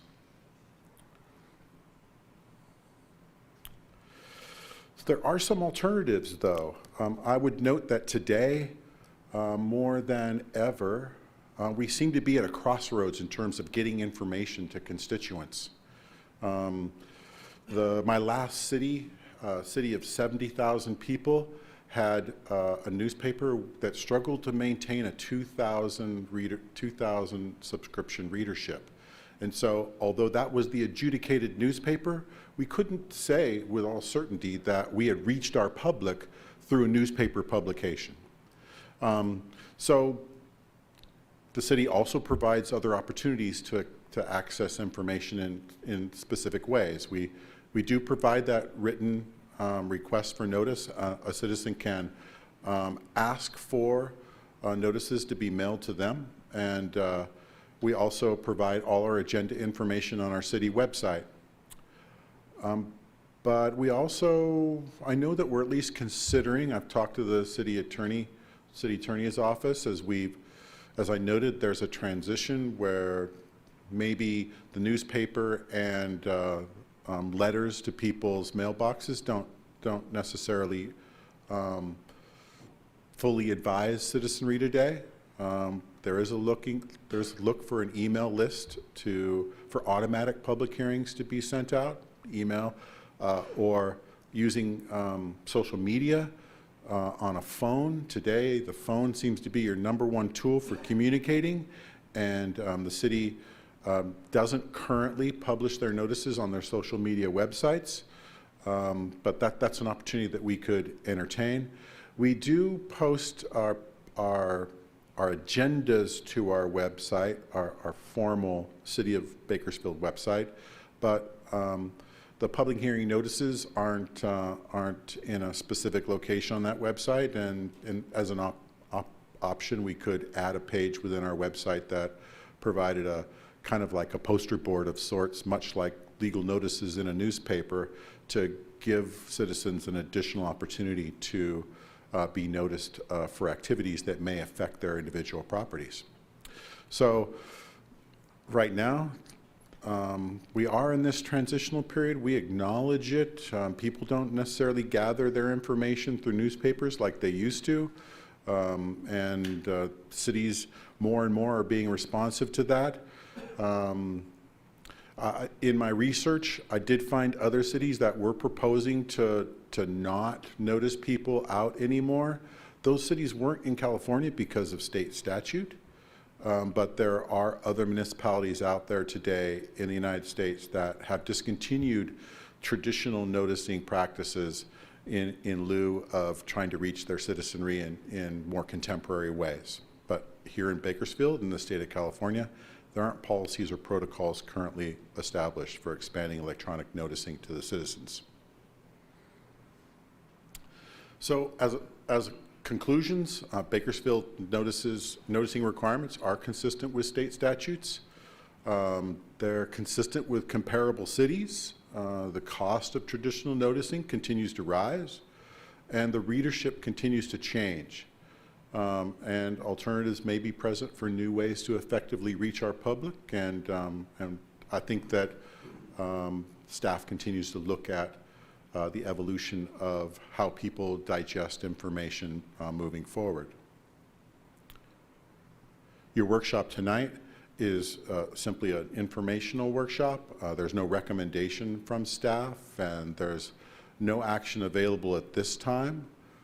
I would note, though, that if the commission wished to pursue expanding the boundaries of noticing or change the length of time that newspaper notices went out, the pathway to do so would be through your individual council members, where they could then take that back to staff through their individual committees and give direction to staff to prepare alternative ordinance than the ordinance we currently function within. And with that, I'd be happy to answer any questions you might have. Thank you. First up, we have Commissioner Wade. Sorry, this isn't a question, it's more of a statement. The reason why this even came about was because the Cattle King issue. The best thing I heard you say all night was that the outlier of the ones you looked at allowed the director discretion to at times increase that. That seems to me to be the most common sense thing. In the case with Cattle King, you had no people living in the area except for a little tiny bit of the property line of like 1 or 2 homes in Cattle King of that entire neighborhood. And the director could have looked at that and for 1 second and said, okay, we need to just send cattle to one neighborhood in the area. We need to notice them. But instead, oh, no, we did it the 300-foot radius. And it was like, okay, discretion seems here to be the best way to, if we're going to ever adjust things, not expanding the radius, because sometimes that may not work. It would maybe not make sense and waste taxpayer money to expand it out to 1,000 feet. We just need discretion for the director, in my opinion. You could forward that recommendation to a council member. I would note the reason why staff stays consistent so as to not set a precedent. And I'm not trying to be combative or argumentative one iota, but I would note that when we did notice the entire subdivision, we didn't really have any meaningful change in the amount of attendees or additional comment at the public hearing. And that's a telling characteristic of noticing today. That's a symptom of a larger societal problem that I agree with you on. I think the greater point is taxpayers feeling like they even have the opportunity, even if they choose not to exercise it. The fact that they even got the notice in the first place, I think, is meaningful to them, even if they couldn't care less about local government. I agree with you, though, about the apathy was on display there. Sometimes staff, because at the heart of every public servant is a desire to serve the public, and you want to have public comment. It validates your job, and it gives you purpose as it relates to being able to extrapolate what the public wishes within the context of what you do for a living.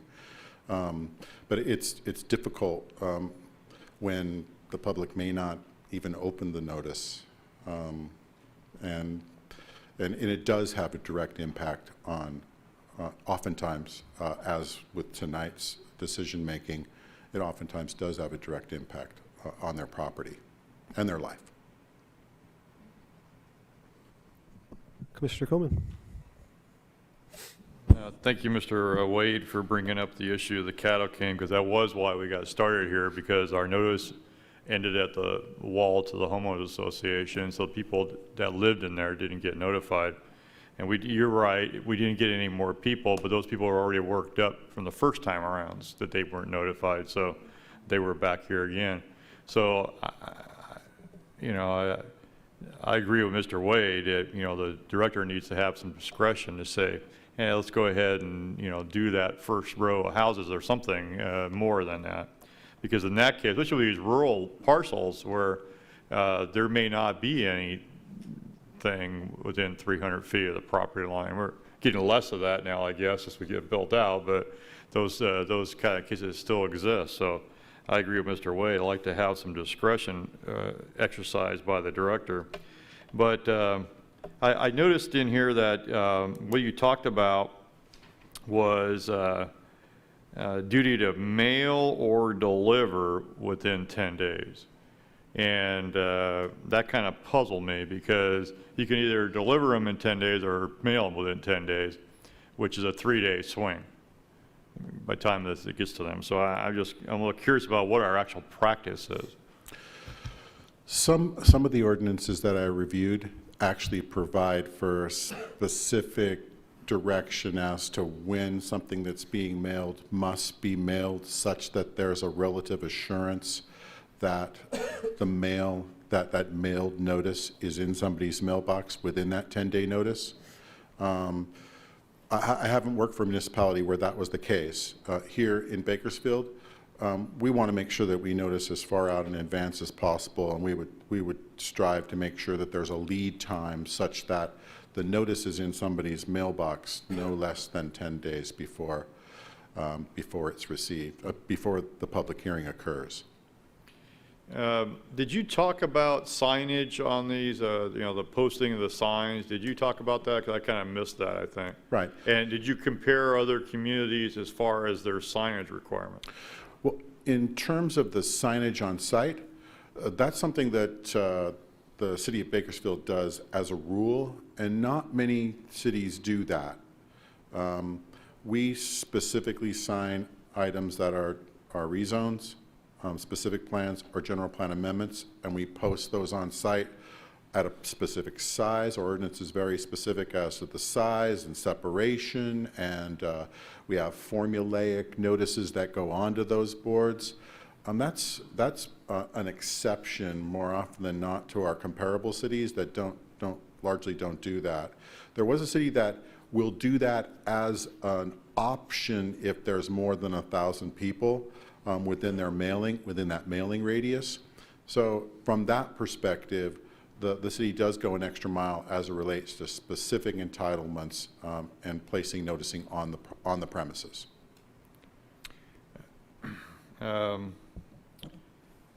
One of the reasons for asking staff to do this is we, as a commission, wanted to get a good handle on how the noticing is done in order to possibly make, a recommendation for whatever changes we thought might need to be done and send that on the city council. I see here there's no recommendation from staff. So are you saying that you don't have any recommendation on how that noticing could be improved? Well, I don't, because, and the reason for that would be that per the comparables, the city is comparable to by and large, the majority of other municipalities that we compare ourselves to. That's not to say that if the Planning Commission has a desire for the council to explore a greater radius, that we can't take the direction of council if that's something that they want to entertain. And as you're appointed by the council, you have an opportunity to provide feedback to the council members that they could then take back to staff as part of the various committees that they sit upon. And let me get back to Mr. Waite's question, recommendation. The discretion of the planning director, does that require a change of some kind in our ordinances to give them that authority, or is that authority assumed? Can it be assumed? That's specifically called out within the Fresno ordinance as part of their noticing component. That's something that the city, at the direction of council, could bring back to them for their digestion and ultimate action upon, because it's something that if the commission is inclined to provide feedback to council members on it, certainly something that I'm going to do what my council wishes me to do as it relates to any amendment that might be recommended at a council level. But we don't have the authority to direct that planning director to do that. And that's a good question, Commissioner Coleman. I asked that question thoroughly with the city attorney's office, and there are very limited ways that that the various bodies that serve the city of Bakersfield can introduce ordinances. for staff to work upon, and unfortunately, that isn't within the perusal of the powers of the commission, and it would have to come via the council. Okay, thank you.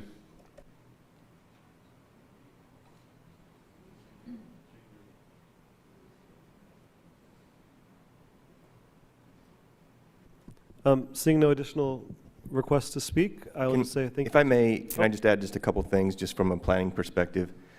When it comes to the 10-day notice, I know planners, they try to get hearing notices out as soon as possible. We want those comments to come in so we can incorporate those into the staff report. It's difficult to get comments last minute and have to do a memo, and you're not getting the information as far as ahead of time as we'd like. So we try to get that done earlier than 10 days to go out, especially on controversial projects. Commissioner Lomas, Commissioner Coleman, you recall when we met with the Planning and Development Committee, we are looking at other discretionary actions requiring posting on site, specifically conditional use permits, zoning modifications, where those will be posted on site.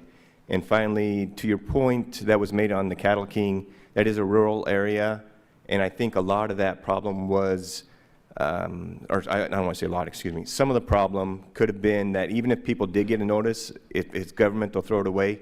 So that was an extension of time, and it may be wise on the rural areas to post those sites. That's not an extra cost on the city or anything, it's an extra cost on the applicant to post the sites like we do for general plan amendment zone change, so that way people know there's an extension of time coming up for those projects. Thank you, Mr. Johnson. Oh, we have a question from the audience.